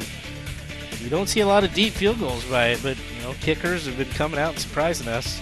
And this was the big momentum shift, the big fumble on the bobbled snap between Franklin and Ferrier. Trojans really turned it around. Boy, they did. And talked about it was a bit of a tale of two quarters until Williamsville got the field goal late in the second half, right before at halftime. Yep. Before halftime. Caden Minch really kind of sparked them, and then Johnson went upstairs for it. So, all right, we're going to go down the sidelines to Brendan Cullerton. Brendan, what do you have for us? Got Williamsville coach Aaron Kuntz with me here. Obviously, tight game. You guys coughed up the lead there at the end. What do you think you can adjust in the second half here? Well, we got to take care of the footballs. We had unbelievable bad timing penalties. We just got to be cleaner, and I think we're going to be great. We got to be cleaner. You left a few points on the field, a couple drop passes, those penalties. Do you think if you clean that up, you'll ultimately come out on top? Yeah, I have no doubt. Yep. If we clean it up. If we don't, they're a good football team, and they're going to get us. All right, thanks, All Coach. right, thanks. Appreciate it. Head over to the sidelines. Adam, Paul, back to you. All right. Thank you very much, Brendan. Appreciate that. Thanks to Coach Aaron Kuntz for giving us some insight into his thoughts after one half of play at Paul Jenkins Field here in Williamsville. We're going to take a short break. You're watching the Friendly Chevrolet Halftime Report on CEFCU Friday Night Rivals. Stay with us. We'll be back. You're watching CEFCU Friday Night Rivals presented by ABC News Channel 20 live from Williamsville, Illinois. Paul Wapple along with Adam Anderson calling the action tonight. As you see the Auburn Trojans mascot, we've got a good one here, a Sangamo Conference matchup. We thought it'd be a good game, and we've got just that, Adam. Yeah, it's not disappointing. I hope you folks are at home or enjoying this game as much as Paul and I are. This second half is going to be as good as the first. 1 point game. In case you just joined us, the Bullets, there's some first half stats. Let's go ahead and look at those. Look at the rushing yards. The Bullets all over the Trojans on that one. And passing yards, pretty even. Total yards, the Bullets with the advantage there. And first downs, Williamsville with the advantage there. And time of possession, about a 3-minute differential. Yeah, not a huge difference. Yeah. The one big stat, though, missing on there, turnovers. Williamsville has one. In big games like this, you really have to take care of the football. Coach Coons just talked about it a little bit ago. And we're underway here in the third quarter in Williamsville. A short kick. Bullets more than happy to take that. Oh, and coming back out of there, out to about the 32, 33-yard line for Williamsville. And a nice run back there, Joseph Mitchell. Yep, just getting up there and trying to make a play, and great job by the Trojan kickoff team to not let him get out there. Check that. That was Datavian Woodson on there. Okay, all right. Little wildcat from the Bullets. Yeah, Jace Franklin, and happy to take it to the 42, 43-yard line on the first down play. Pick up. Nothing wrong with that. You got to get your athletes the ball as much as possible. Good job by Franklin. What makes him a special runner is no one guy brings him down, not the first guy. He keeps his legs moving. He has a good balance, and that's really what makes him a special ball carrier. Ferrier looking to the sidelines. Got Franklin to his left. There's the handoff again to Franklin. Barrels his way through, breaks a couple of tackles. Down across midfield, and good for a first down. And that is a Brant Professional Agriculture first down. You know what?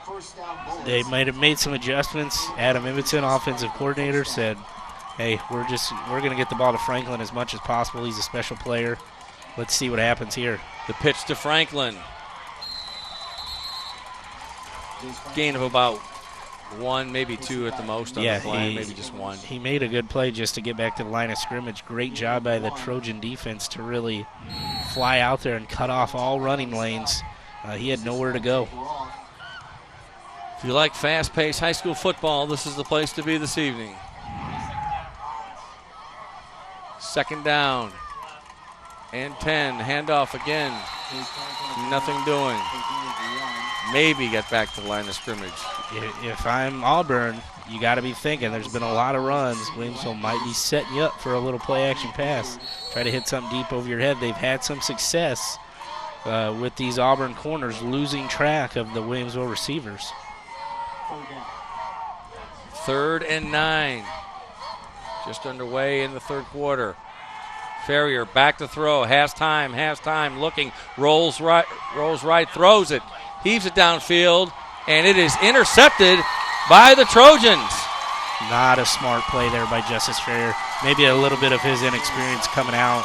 Destin Chance on the INT, the 6'1", 160-pound sophomore comes up big in the third quarter here.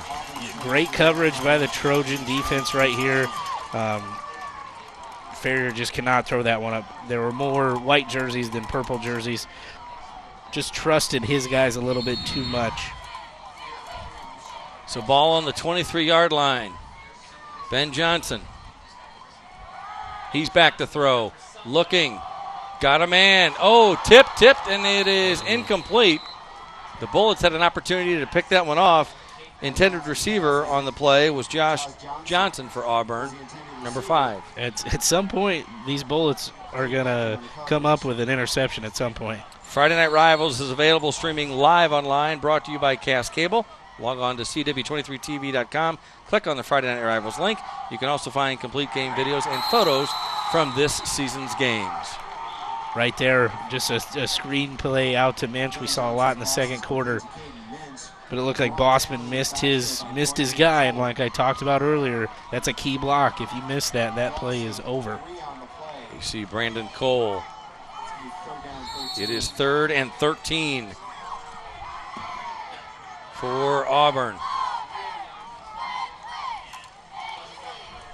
Johnson back to throw, rolls, and missed connection there. Yeah, had a flag come in, might get a false start or a. And Dave Bates is not happy about something. A little miscommunication. Yeah. But there's going to be a penalty. on the Bullets. On the Bullets. It looks like it looks like just a sideline warning, folks.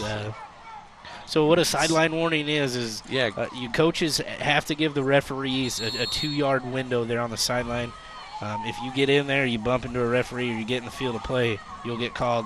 Next time it happens for either team, it's going to be a 5-yard penalty. Brings up 4th and long, 4th and 13. Johnson back. Oh, not a good punt. Comes over toward the Auburn sidelines, out of bounds.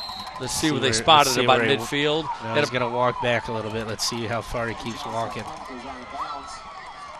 Oh, my goodness. Only about the 40. About the 40, 41-yard line. Would have been a first down if you would have thrown it. Excellent field position coming up for So no harm Bullets. done from that turnover. That's tough if you're Dave Bates. You wanted to get some big plays on that drive, but yeah, and you got excellent field position here for Williamsville. 9:01 to go, third quarter action. Trailing by 1.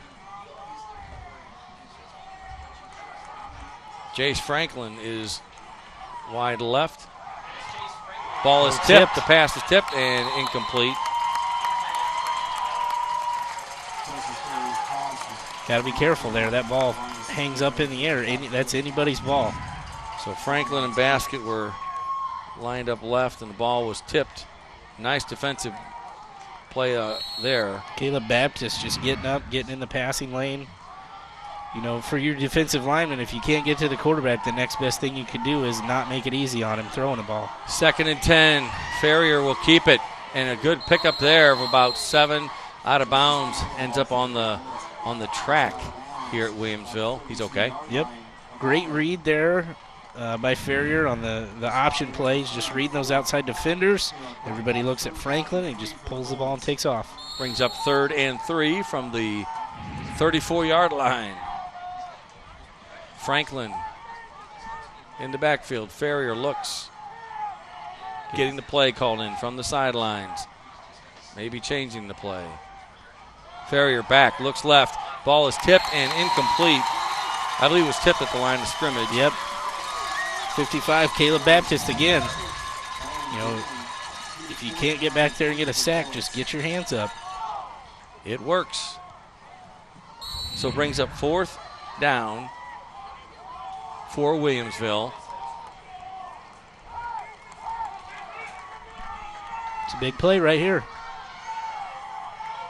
4th and 3. Ferrier looks right. He's got Franklin. Franklin breaks a tackle to the 35-33. Good for a first down, and that is a Brandt first down. Well, I think he might not have got a very generous spot right there.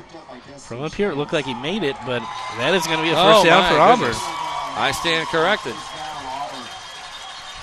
I think when he got tripped up, I think his knee clipped the ground, and we couldn't see that instead of saw it there on the replay. But all right.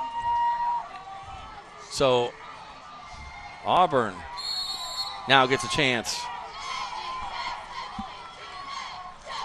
from the 32-yard line. And a whistle. A little head start, yeah. Johnson, yeah. Full foul, full start, offense. Full start on the offense. You know, both these teams going at that really fast pace. You got to have depth because especially for the bigger guys, they're going to get tired. They're going to wear down. Really, it could be a battle of who's in better shape here towards the end of the game. Good point. 1st and 15. Johnson back, fakes, now goes across the middle, and it is almost picked off. Oh, my goodness. Almost picked off. The Bullets had a chance there. A golden opportunity by number 21, Cade Beckett. Cade Beckett, he's had 3 interceptions in his hands and just hasn't been able to come up with it.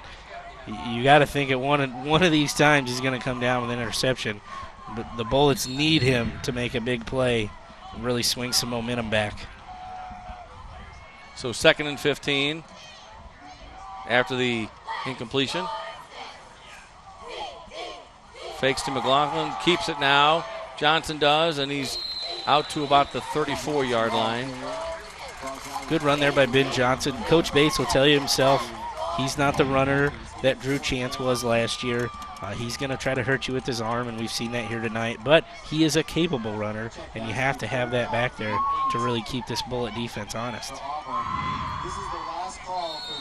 Pickup of about 6, 3rd and 9. Brendan Cullerton, what do you have for us on the sidelines? Brendan? All right. We'll check with Brendan in just a second. Johnson back under pressure, now rolls away. Scramble's going to keep it now. And he's out to about the 48-yard line is Ben Johnson, the senior quarterback for Auburn. Just a broken play. Bullets didn't keep contained on that backside. He eluded a defender right there, and a good job by Johnson to get what he can get. And that is good for a Brant Professional Agriculture first down.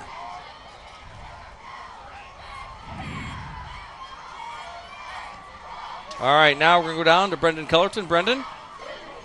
Well, I heard you guys talking earlier about maybe fatigue playing a role in this game at some point. At halftime, I was talking with the Williamsville athletic director who pointed out, if you look at those rosters, Auburn's got a lot more players going both ways on offense and defense. So if fatigue does become a factor, maybe a little more so for Auburn. Good point, Brendan. Thank you very much for that insight. Brendan Cullerton from ABC News Channel 20 doing our sideline reporting tonight. Yeah, that's a great point. Williamsville does have a little bit more depth to where they don't have to platoon, as they call it, where a guy plays offense and defense. That could be a big factor because neither one of these teams likes to take their time offensively. 2nd and 8. Johnson back, looks to throw, and it is all incomplete at about the 39-yard line. Cade Beckett again, in and out of his hands. Play, yes. He's all over the place. Great job. He has been very surprising. He's been all over the place, breaking up plays, making tackles. He is really anchoring this Bullet secondary tonight. Brings up 3rd.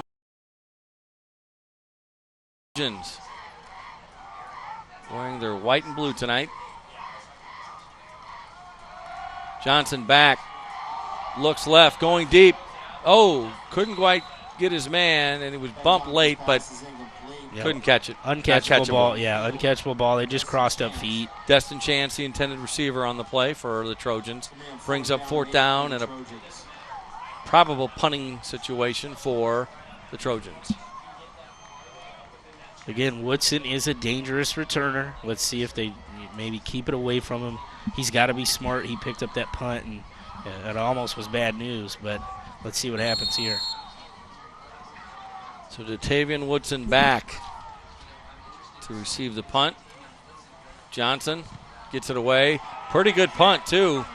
Chases Woodson back, who bobbles it, drops it, picks it up, and is on his feet and going, picks up a few yards, and is finally brought down at about the 19-yard line. So going to give a coach a heart attack on those. Absolutely. Watch the replay here on this one. Chased him back with a good punt there. Now, as a coach, Johnson, you teach all of your punt returners, do not run backwards to catch a punt, especially if you're near the 10-yard line. That's kind of like if there's a fence there, you don't go past it. So good job by Woodson to make something out of nothing, but again, Coach Kuhn's heart probably stopped there for a second or two as he bobbled that, but it didn't do anything.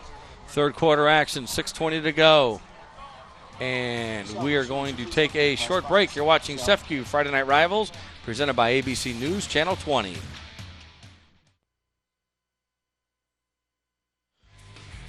Welcome back to CEFCU Friday Night Rivals, presented by ABC News Channel 20.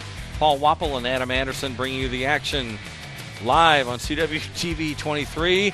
We've got a good one here with 6:20 to go in the 3rd quarter. The Auburn Trojans over the Williamsville Bullets 14-13. First down and 10 from the 18 for the Bullets. On the keeper, up the middle, left side now, breaks a couple of tackles and a pretty good pickup there for the quarterback, Justice Ferrier. Yeah, they haven't called his number a lot tonight, but when they have, he's done some damage. Had a few big runs against Riverton last week. He's not afraid to put his shoulder down and really get into defenders. That's a good first down play by the Bullets. Gain of 8 brings up 2nd and a couple. Ferrier back to throw. Looks right. Oh, tipped and almost picked off by the Trojans, and they are frustrated. We've seen a little frustration on both sides tonight. Destin Chance had an opportunity there for the INT. Yeah, he was Didn't the one quite that get it. He came up big there on that first drive with the interception. Had his hands on that one. 3rd and 2. For the Bullets.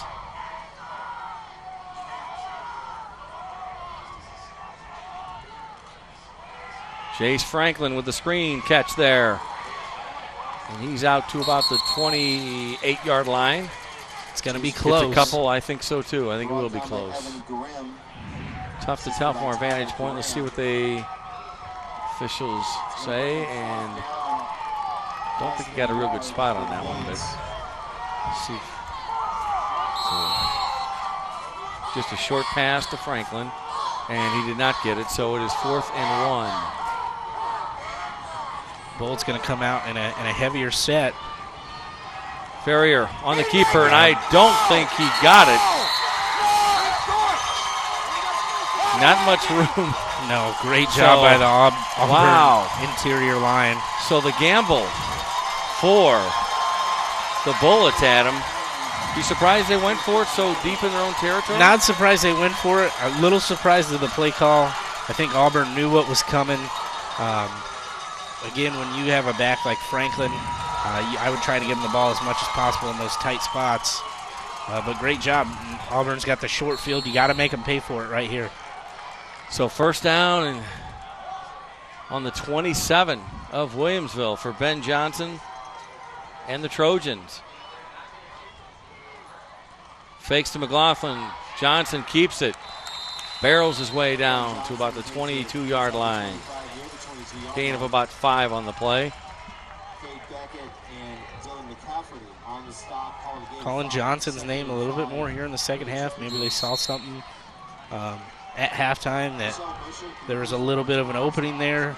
Again, you have two good backs in Grimm and McLaughlin that haven't had much room to do anything tonight. 2nd and 5. Shotgun formation for Johnson. Johnson's going to keep it himself again. Barrels his way down again. And that is good for a Brant. 1st down, Brant Professional Agriculture. So it's working, so why not do it again, right? Yep. Why not? Johnson's having a really great game here in the second half. Ball is on the 22-yard line.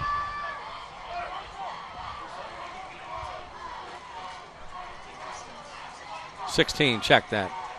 All right, Johnson. Handoff to McLaughlin. Left side, breaks a tackle and is met by a host of Williamsville Bullets. Maybe 2-3 yards right there. Good job by that Bullet defense to really swarm McLaughlin after the handoff. So the Williamsville sideline, the Bullets, the faithfully seated, lined up all along the fence. A great crowd here tonight, but they're a little bit quiet right now. We've got a timeout on the field. So we're going to take a short break. You're watching SEFCU Friday Night Rivals presented by ABC News Channel 20. Back in just a minute. Stay with us, everybody.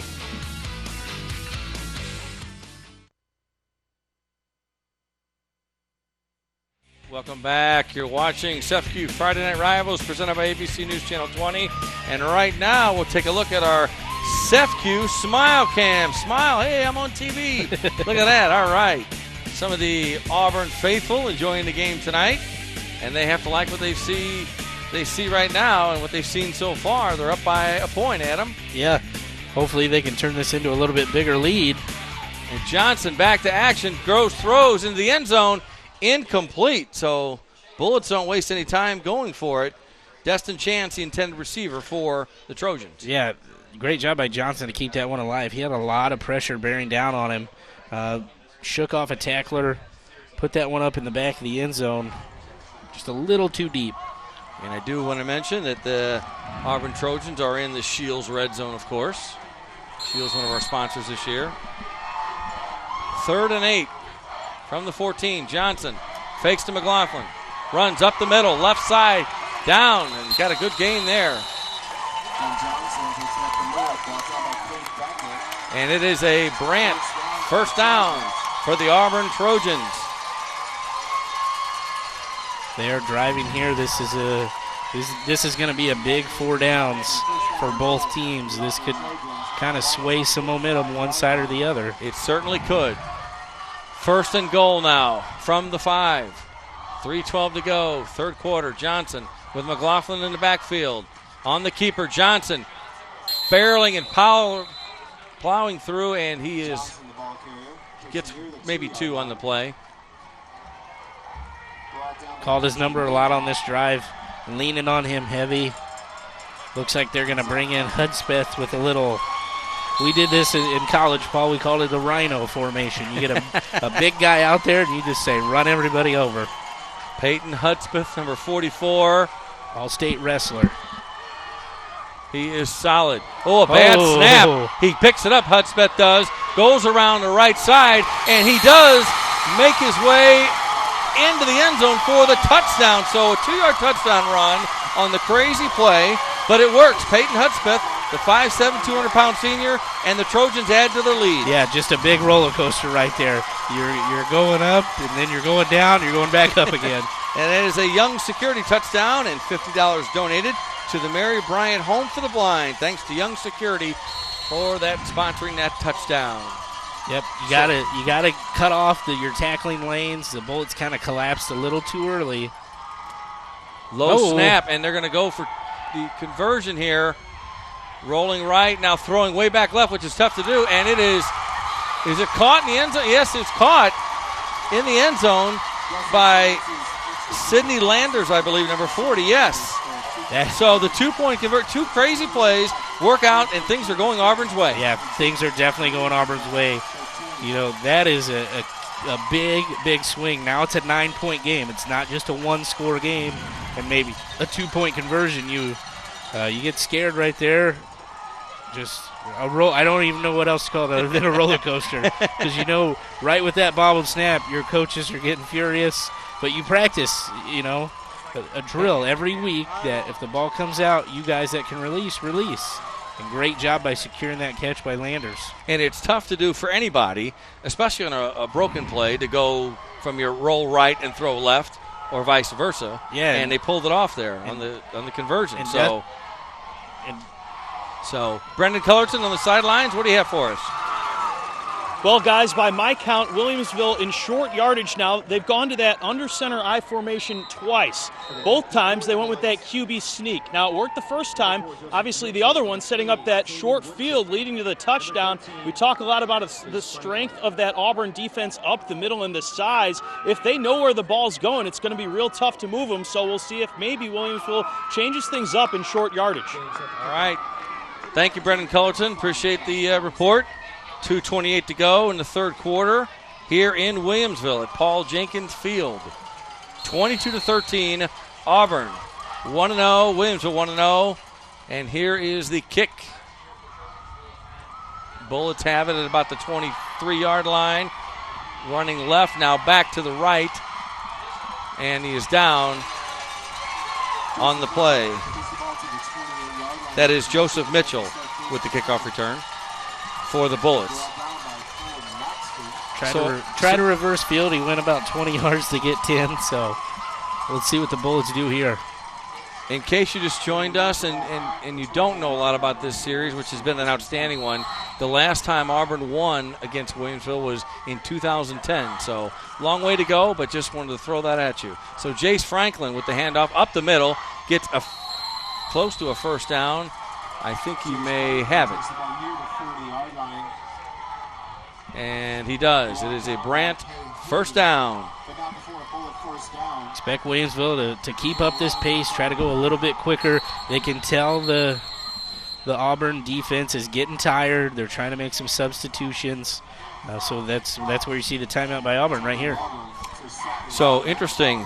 The Trojans take a timeout with 2:09 to go in the third quarter, but want to make sure they've got everything in order. And Paul, Auburn is down to one timeout. That could play big. That's what I was going to say. That's interesting.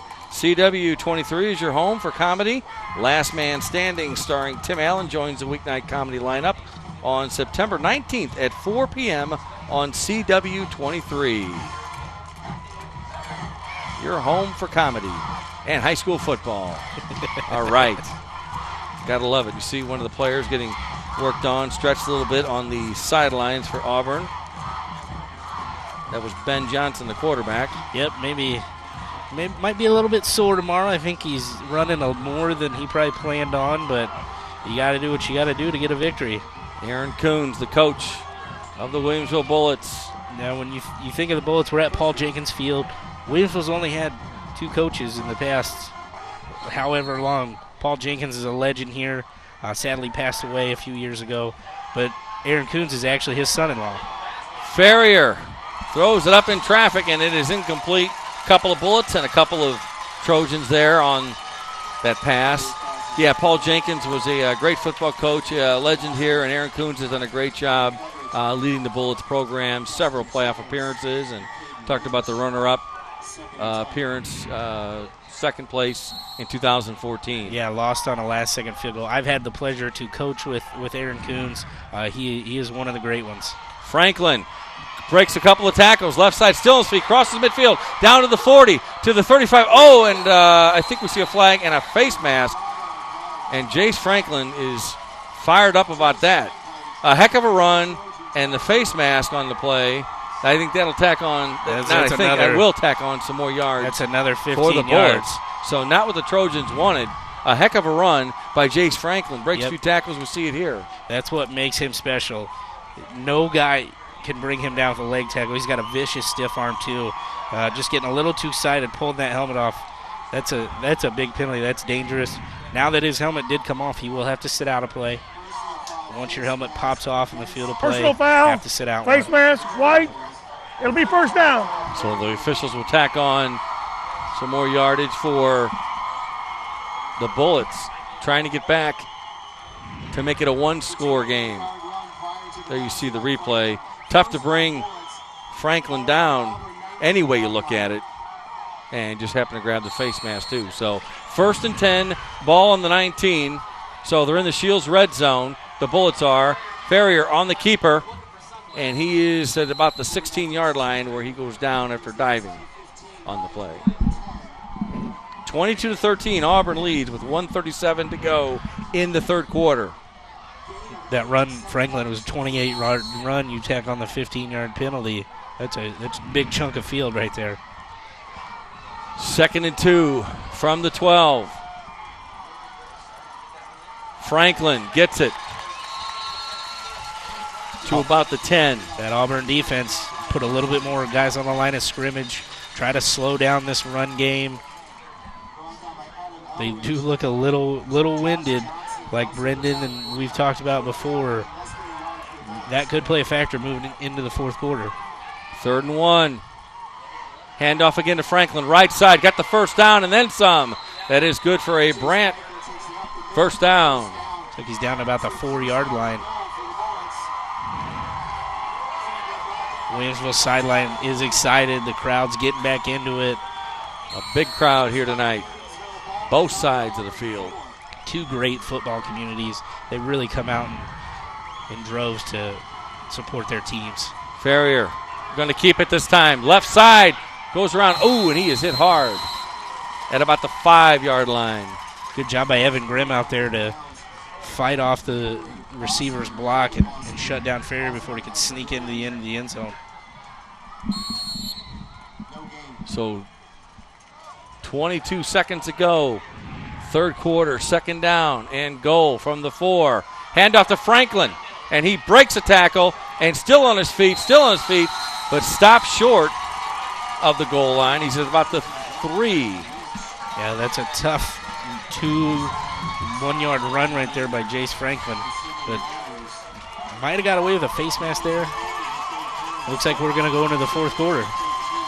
So we will do that, and the Auburn Trojans lead the Williamsville Bullets 22-13 after 3 quarters of play here at Paul Jenkins Field in Williamsville. Stay with us. You're watching CEFCU Friday Night Rivals presented by ABC News Channel 20 here on CWTV 23.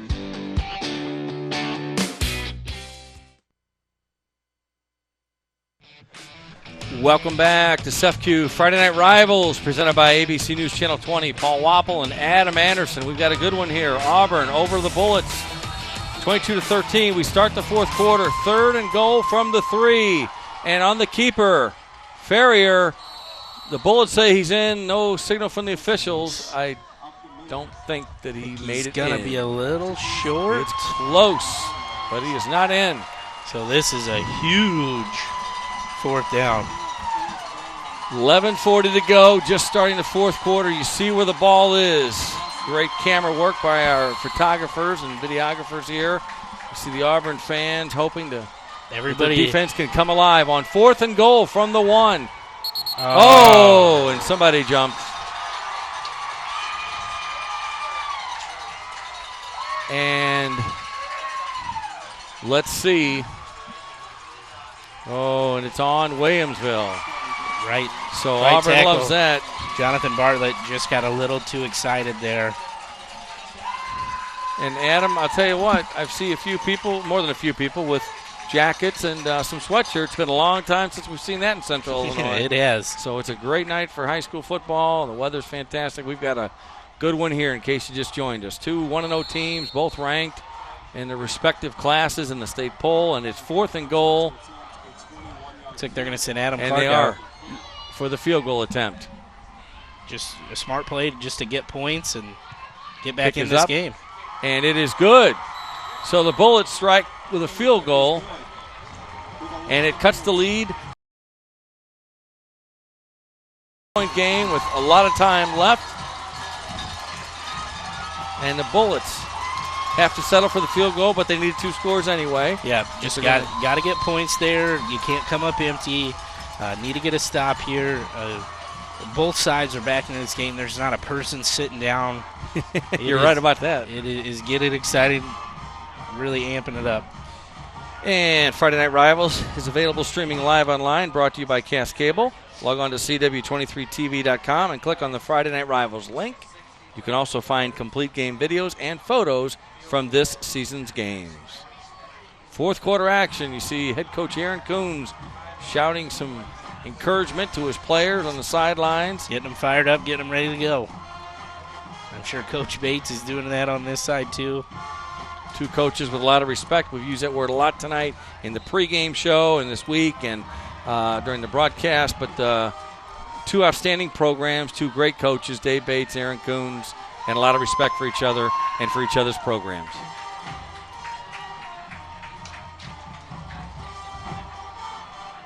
So Adam Clark will do the kicking honors again for the Williamsville Bullets, who trail by 6 here in the fourth.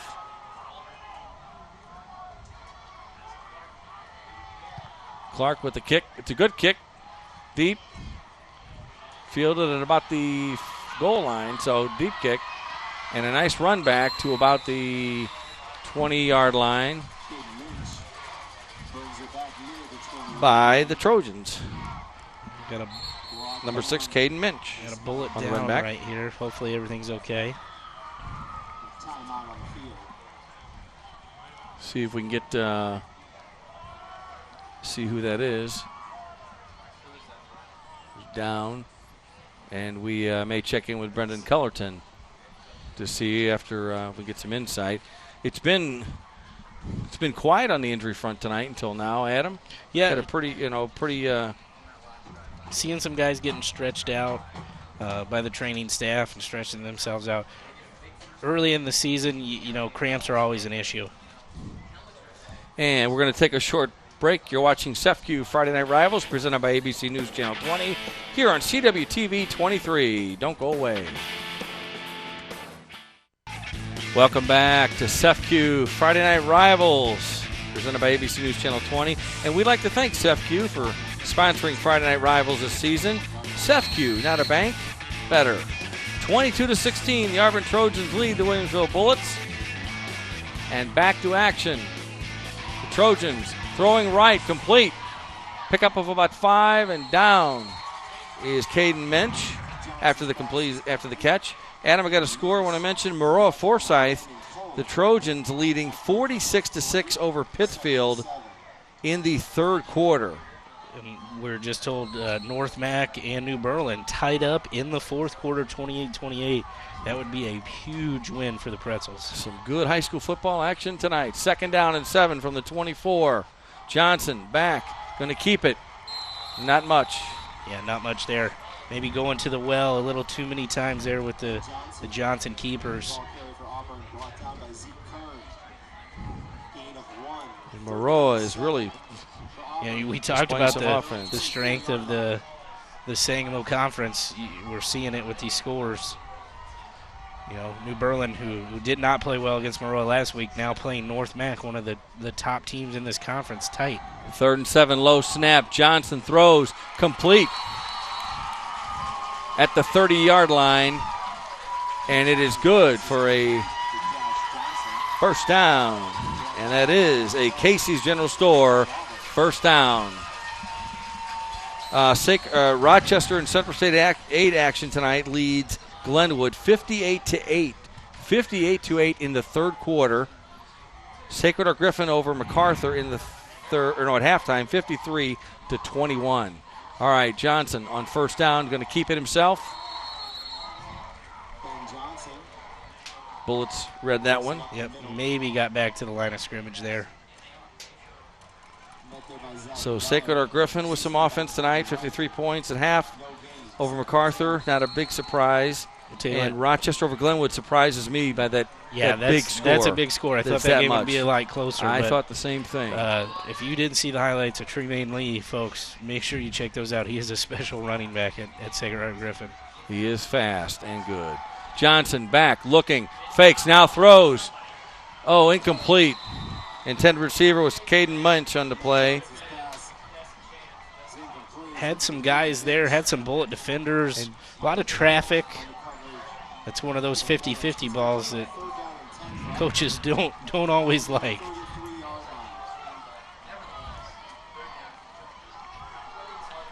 So 3rd and 10, ball on the 33-yard line. 9:02 to go in the fourth quarter. Auburn with the ball and with the lead. Johnson fakes. Finds his man, dropped. Destin Chance, intended receiver, just had it in his hands and dropped it, and he's limping a little bit after the incompletion. Great, kind of lost him in coverage there. Number 64, Dylan McCafferty playing linebacker, was right there, kind of got a little turned around, and he's lucky that Chance dropped that one. It could have been another first down for the Trojans. Brings up 4th down, a punting situation for Auburn.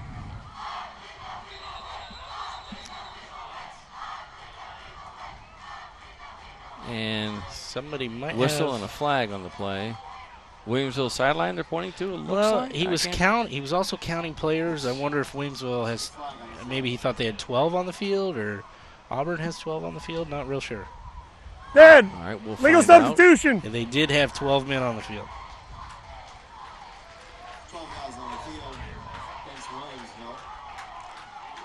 Those are penalties that are very frustrating as a coach. Especially you make sure you have your certain units ready to go, paying attention, and then somebody gets out there that's not supposed to be. So Ben Johnson at about the 25 with the punt. Oh, it takes Auburn downs it at about the 25. Yeah, it took a big Williamsville bounce. Let's see what they can do. The run game has been very, very good for the Bullets here in the second half. They just haven't been able to finish drives. And you see some of the fans chugging some water. That always tastes good, that water. Auburn, look, we're number 1. They are ranked number 1 in their class in the latest state poll. A lot of nervous faces. This Trojan sideline knows the Bullets can strike at any time. That's right. And a whistle as we see the handoff and a flag on the play. I think they started too early. With 8:47 to go in the fourth quarter.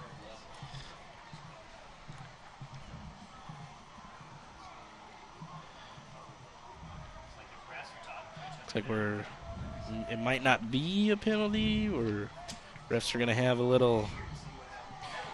And I've got another score I want to pass along. A final now. Decatur Eisenhower Panthers over Lincoln, 50-16. Delay game. Eisenhower takes care of the Lincoln Rail They Slayers snap the tonight. ball before they're ready for play. 50-16, a final in Central State 8 conference matchup. Eisenhower moves to 2-0. They were one of the teams that a lot of people thought might surprise some people. We'll get to see them later in the season here on Friday Night Rivals. First down. And the handoff to Franklin. Got back to the line of scrimmage. Yeah, they bobbled him up there, just had nowhere to go to start with. Great job by the front four of the Trojans.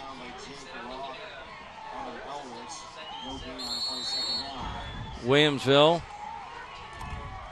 Got to believe they will not deviate from their game plan at this point. We're certainly with a lot of time left to go. Ferrier with the handoff to Franklin, and he is stuffed and thrown for a loss. And the Trojans D is fired up after that play, and you see that. Number 70, Tyler Graham, the defensive tackle, 5'10", 220-pound senior, comes up big on that one. The Trojan defensive line is just outplaying the Bullets line right here on this drive. A lot of white jerseys just standing there waiting for Franklin. Ferrier back to throw, down the sidelines. Got a man, and he's got him in stride, and he's going to the 20, the 15, and down at about the 5-yard line of the Bullets on that play. And a nice catch there by Joseph Mitchell. Big-time play. Almost tripped up his own feet. Way to compose himself, get his feet underneath him. Big-time throw by Ferrier. That's what you need. And a nice catch there indeed. So the Bullets now first and goal from the 7. And the Bullets offense says, hey, let's fire it up. Yeah. Fire it up, home crowd. Let's go. I don't know if we have a timeout or if we have a timeout for an injured player, and it's got a little too excited and kind of lost track of what was going on out there. Understandable. I'm right there with you. And we got a Destin Chance. It looks like he has cramps. So now, you usually think of getting cramps when it's really hot out, but early in the season, you're still getting used to playing in games, and it's a little bit more on your body than practice is. So cramps I used to get cramps every week 1 or week 2. If you don't believe me, call my mom. She was big. Pickle juice, bananas, whatever I could do to stay out on the field. And there you see Destin Chance coming off. That's a great sign. We'll take a breather. So 7:37 to go, fourth quarter action, first and goal from the 8-yard line. The Bullets trying to regain the lead here.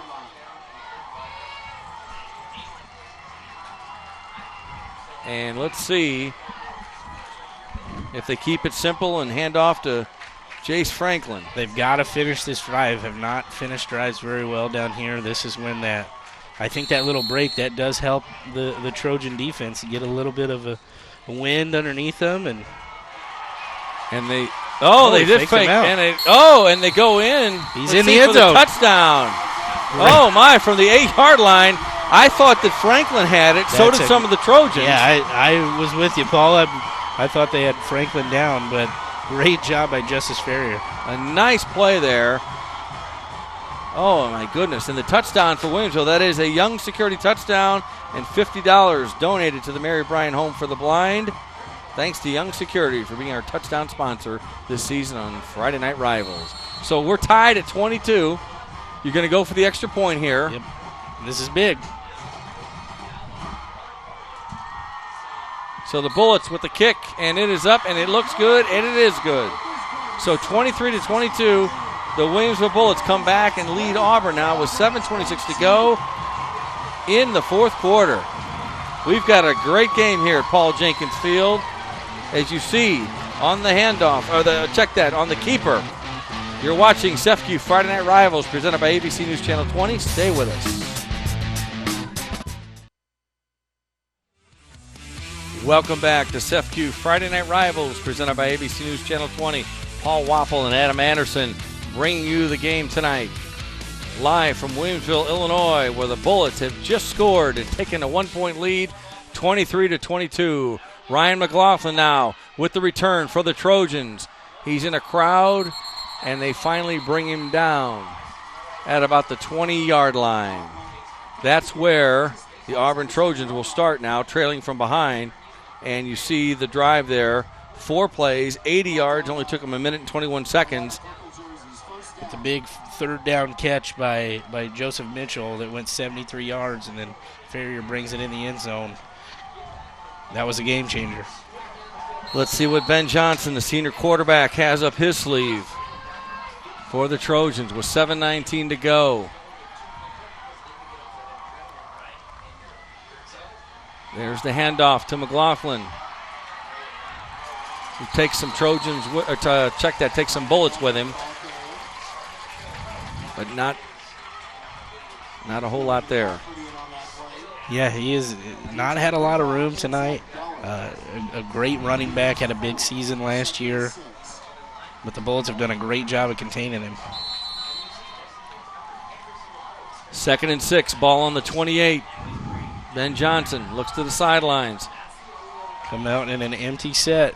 Seen them in this a lot tonight. Going to keep it. Fakes a couple, got some yardage, got some gains there, up down to about the 40-yard line. So a nice run there. And another Auburn Trojan coming up limping, Colby Bossman, the receiver, was limping a little bit. It's like running some personnel in and out, trying to change up formations. So that is a first down. A Casey's General Store first down. 1st and 10 on the 39. Johnson fakes. Now he's going to toss it, and he does to McLaughlin, who breaks the tackle and is caught by about 3 other Bullets and pushed back to about the 41. They'll mark it at about the 44-yard line. Great read on the little screen pass. Datavion Woodson was there right as he caught it. You got to make that tackle, though. But a good job by the Bullet defense to not let that go much farther. 2nd and 5 from the 44.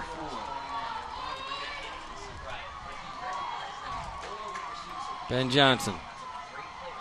Back to throw. Throws right. Complete at midfield. And down to about the 45-yard line is number 12, Colby Bossman. Haven't called his name a whole lot tonight. Nope, just an easy pitch and catch right there.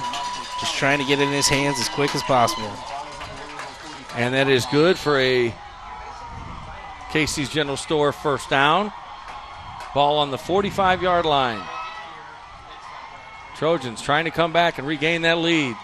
Fake, the keeper for Johnson. Oh, and he is tackled at about the line of scrimmage. Great job by number 5, Zach Diller. If he doesn't make that play, there's a lot of running room for Johnson to take off right there. Fought off a block and got in there and made a good tackle. Brings up 2nd and 9. 5 minutes to go, 4th quarter. Keep in mind, Auburn with 1 timeout remaining in the game. And a whistle as the ball is snapped.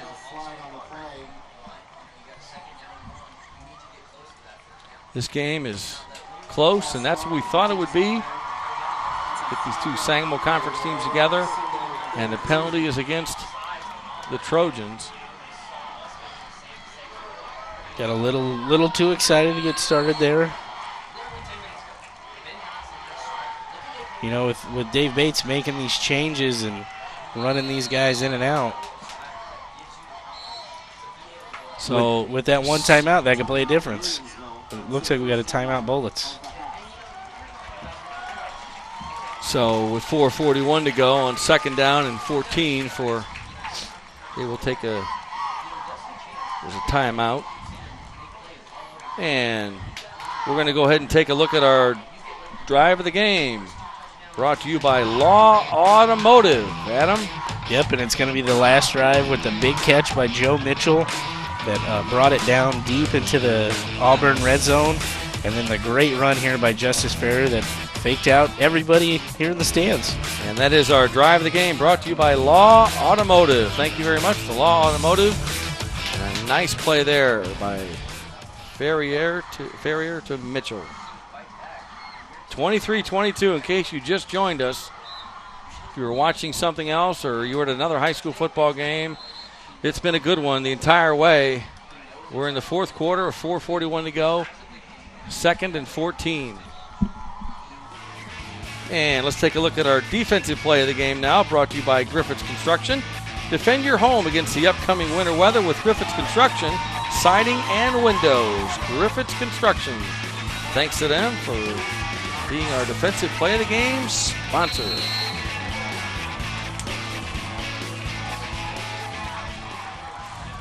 Johnson, back to throw. Looks, oh my. And hit hard on the play, incomplete. Hit hard on the play was, wow. Number 5, Josh Johnson, I believe. I think he was the receiver there on the play. play. If he was, wow. A big time hit.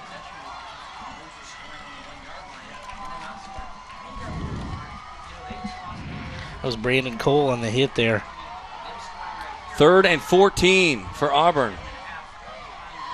And Johnson back, steps up, fires across the middle. Oh, incomplete, broken up by the Bullets. And right now we're going to go down to Brendan Cullerton on the sideline. Brendan, what do you have for us?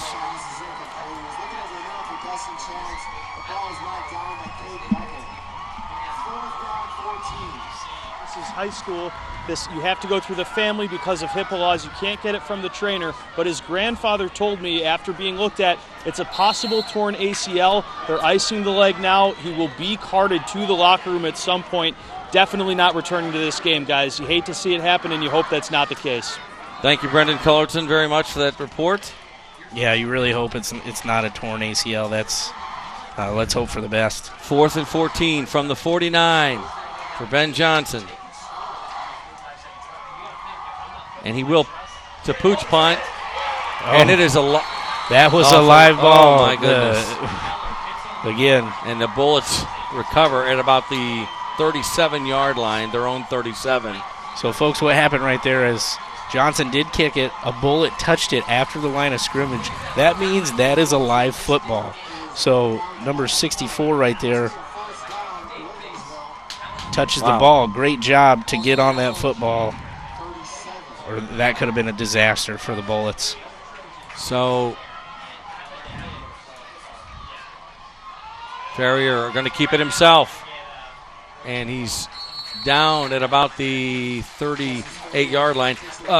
Ladies and gentlemen, a couple of minutes ago we had Brendan Cullerton on the sidelines. I want to find out, he was talking about a possible torn ACL, who he was referring to, because I think the audio wasn't working properly. So we're going to try to find out who that was exactly that Brendan Cullerton was talking about. All right, 23-22 Williamsville.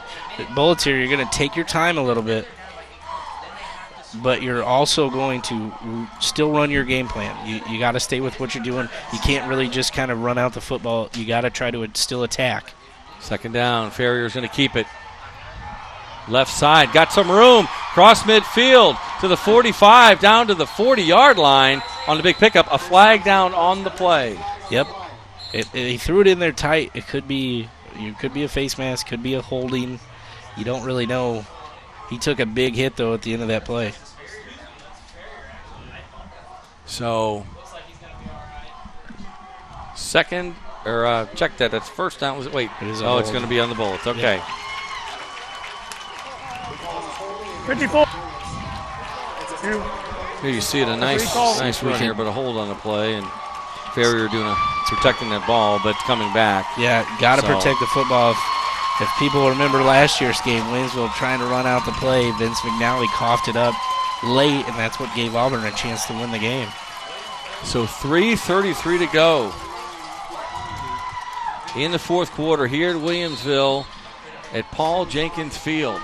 If Williamsville gets a first down right here, that puts Auburn in a bind with only one timeout. And the clock is running. 2nd and 9 from the 37. There's the handoff to Franklin, who's at about the 41-yard line. So pickup of about 4 brings up third down. This could determine the game right here. The Bullets need a first down. You don't want to take too big of a chance. You just got to keep the chains moving. We're keeping an eye on that clock. But I'm wondering maybe they take a look, maybe take a timeout, but you still have the momentum, so wouldn't be surprised if they just go for it. 3rd and 6. Farrier's going to keep it. Left side. He's got the first down and then some across midfield to about the 48-yard line. Did he get out of bounds on the play? He did. It looks like he did get pushed out of bounds, but that's going to put Auburn in a very, very tough position. They can only stop the clock one time. And that is a Casey's General Store first down. So 1st and 10 from the 48 of Auburn. The Bullets have the lead. 2:31 to go. 2 timeouts for Williamsville, 1 for Auburn. You just have to take care of the football. 2 hands on the ball, good snap, good exchange. Hand off to Franklin, who busts up the middle, and he's got down for a first down. That is a Casey's General Store first down. They will move the chains again, and that is huge, Adam. That could put this game out of reach, barring something happens. But great job by Franklin to kind of put this team on his back. He almost lost the football right there. He's very lucky that it didn't pop out. He did hang on to it, and the clock continues to run. 2:13, 2:12 to go. Williamsville in no hurry to call a play. 1st and 10. Brendan, what do you have for us?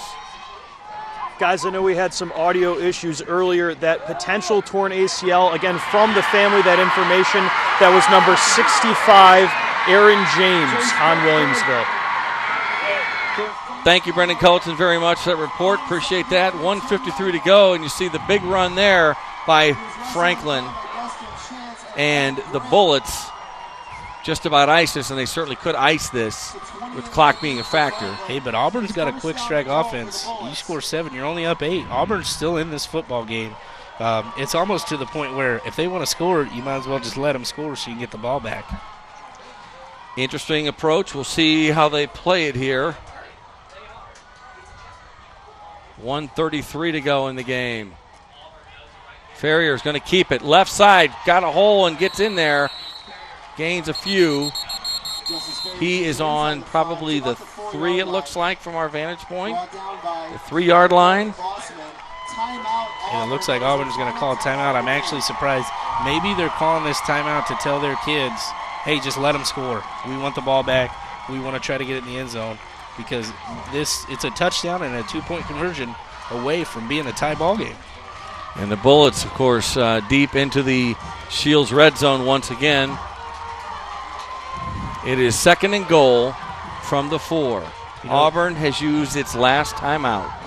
And it's a little crazy to think that, hey, tell your kids to let them score, but this is it's a chess match. Sometimes you got to give up something to get something back. This is going to be a huge decision by the Trojan defensive staff because you never want to tell your kids to quit playing, but maybe that's what has to happen. And on Monday, October 26th, I want to remind you to watch the Supergirl season premiere at 7 p.m. right here on CW 23.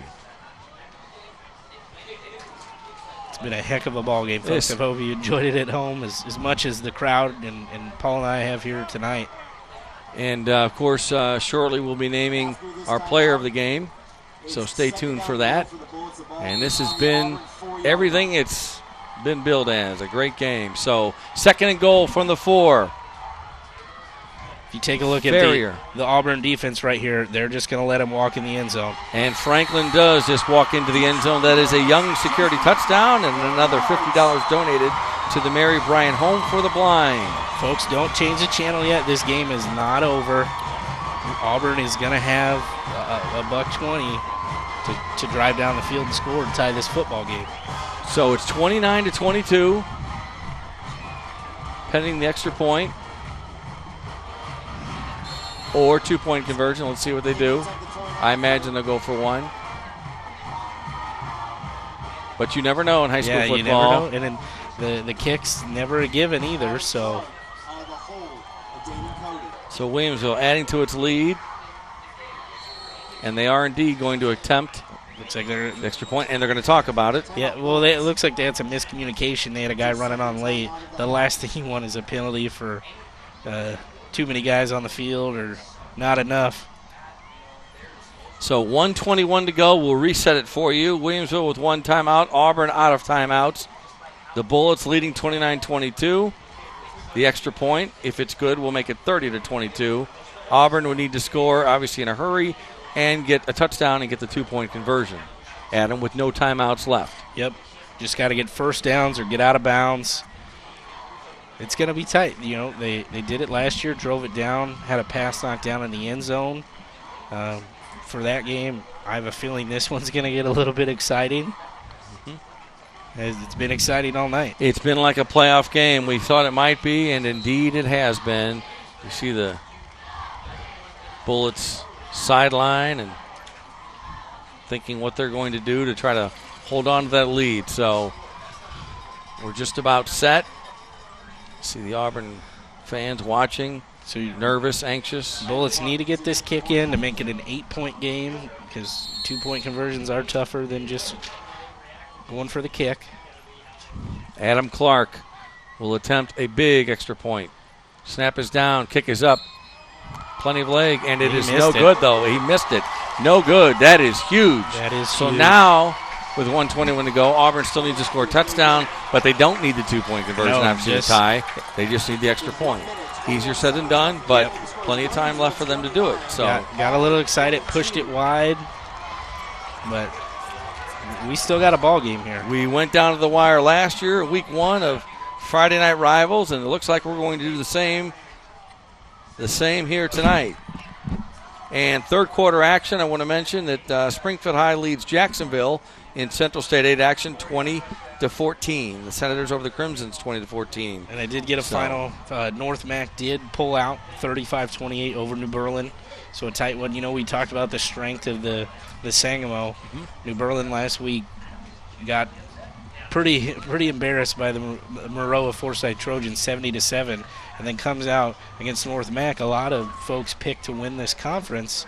Plays them tight, 35-28. You never know what you're going to get here in the Sangamo, but you're going to get great games. No doubt about that. And we're doing a game tomorrow night right here on CWTV 23, Saturday Night Rivals, presented by Hickory River. It will be Tri-County at Arcola. The Purple Riders. Should be a good one. Defending 1A state champion. So join us here tomorrow night at 7 o'clock for that. But we've got a dandy here. And let's see, this is an important kickoff for Adam Clark and the Bullets.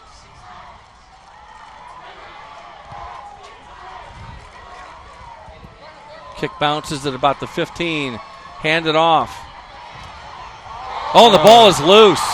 And the Bullets say they have it, and they seem to, and they do have it. They do have it. The Bullets had it. I think Destin Chance, number 2 for Auburn, I think lost the ball. The Bullets got it. I think Auburn was trying to run some trickeration, to flip it back and forth to everybody. Let's see the replay here. We have that. See, it looks like McLaughlin hands off to Chance. Gets in tight there. You can't tried keep to hand it off. Yeah. Can't keep trying to reverse field with the football. Tried to get it to Evan Grimm. It just didn't happen. So with 1:14 to go, the Bullets have the ball. 1st and 10 on the 12 of Auburn. No timeouts for Auburn. And Bullets will just take a couple of snaps. Yeah, that's a tough way to end this game on a play like that. We've had such a great game tonight. So Ferrier takes a knee. They took it 106, 105 to go. Auburn's always going to go down fighting. They took a chance right there. It just didn't work out for them. So it looks like the streak will continue. The winning streak for Williamsville against Auburn goes back to 2010. We've talked about it earlier tonight a couple times. But the Trojan community, great game, should not, tough one for Auburn. Should not be. I mean, you're going to be upset because you lost, but just think back to last year. You were 1-3, and then you played Thanksgiving weekend. So there's still a lot of season left. The Bullets have to come right back and play the Maroa Trojans next week and another huge game here on Friday Night Rivals. That's right. 26 seconds to go. It's almost over here. A good game tonight at Paul Jenkins Field in Williamsville. And the Bullets will move to 2-0. Auburn will drop to 1-1 in the early going. And I know we're going to name our player of the game. And then, of course, we'll have the SEFCU Friday Night Rivals Champions Trophy. Yeah. To present in just a few minutes. Great game. Brendan Cullerton, the players lining up, shaking hands. Great sportsmanship. We said we use the word respect. A lot of respect on both sidelines and in the stands and everything. So we'll take a short break. Back with the post game in a minute. You're watching SEFCU Friday Night Rivals presented by ABC News Channel 20.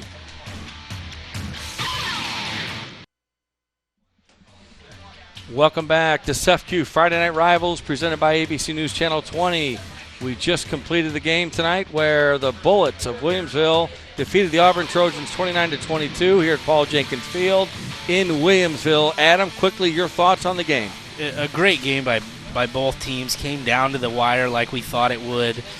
Bullets played a little bit tougher there in the second half. All right, and of course, we're going to name our player of the game right now, and we're going to send it down to Brendan Cullerton with our player of the game. Brought to you by Midwest Rehab. The player of the game is none other than Jace Franklin, the 5'10", 190-pound senior from Williamsville. He had 180 yards rushing tonight. Brendan, down to you. Guys, you saw Jace break a ton of tackles today. What was working for you out there? Our inside run game, it was spectacular. I got to give it all to my line. Those are the guys out there putting in the hard work so I can make them so they can make the holes and I can run through them. Big guys making the holes. Can we get Coach for a second here? Sure. You keep that streak alive against Auburn. It wasn't easy. How does it feel to come out 2-0 here? I feel fortunate getting that one. I mean, that was one heck of a game, back and forth. And our kids made plays at the end. I mean, we had a third and forever, and we had a great throw and a great catch here. And then we got a big stop and had a great drive. So just give these guys the credit, man. We were down and out, and we turned it around. You sure did, and now you get the SEFCU Friday Night Rivals trophy.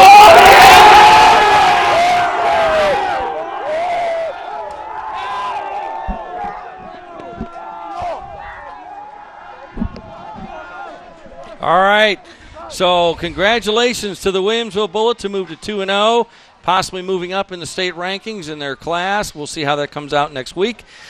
Thanks, Adam. It's been fun, and I want to let everybody know to tune in tomorrow night for Hickory River Saturday Night Rivals presented by Kirby Medical Center at 7 p.m. right here on CW23 as the Tri-County Titans take on the Arcola Purple Riders. Then next week, SEFCU Friday Night Rivals presented by News Channel 20 brings you Week 3. We'll head to Maroa as the Maroa Forsyth Trojans take on the Williamsville Bullets. That's next Friday night starting at 7 right here on CW23. Adam, final thoughts? It was a great ball game for both teams. I'm looking forward to next week. That's another huge Sangamo matchup. Should be a great game. We enjoyed it. Thanks for staying with us, everybody, and we'll see you tomorrow night on Saturday Night Rivals. Adam and I will be back from Arcola, so we'll be over there. So good night, everybody, and thanks.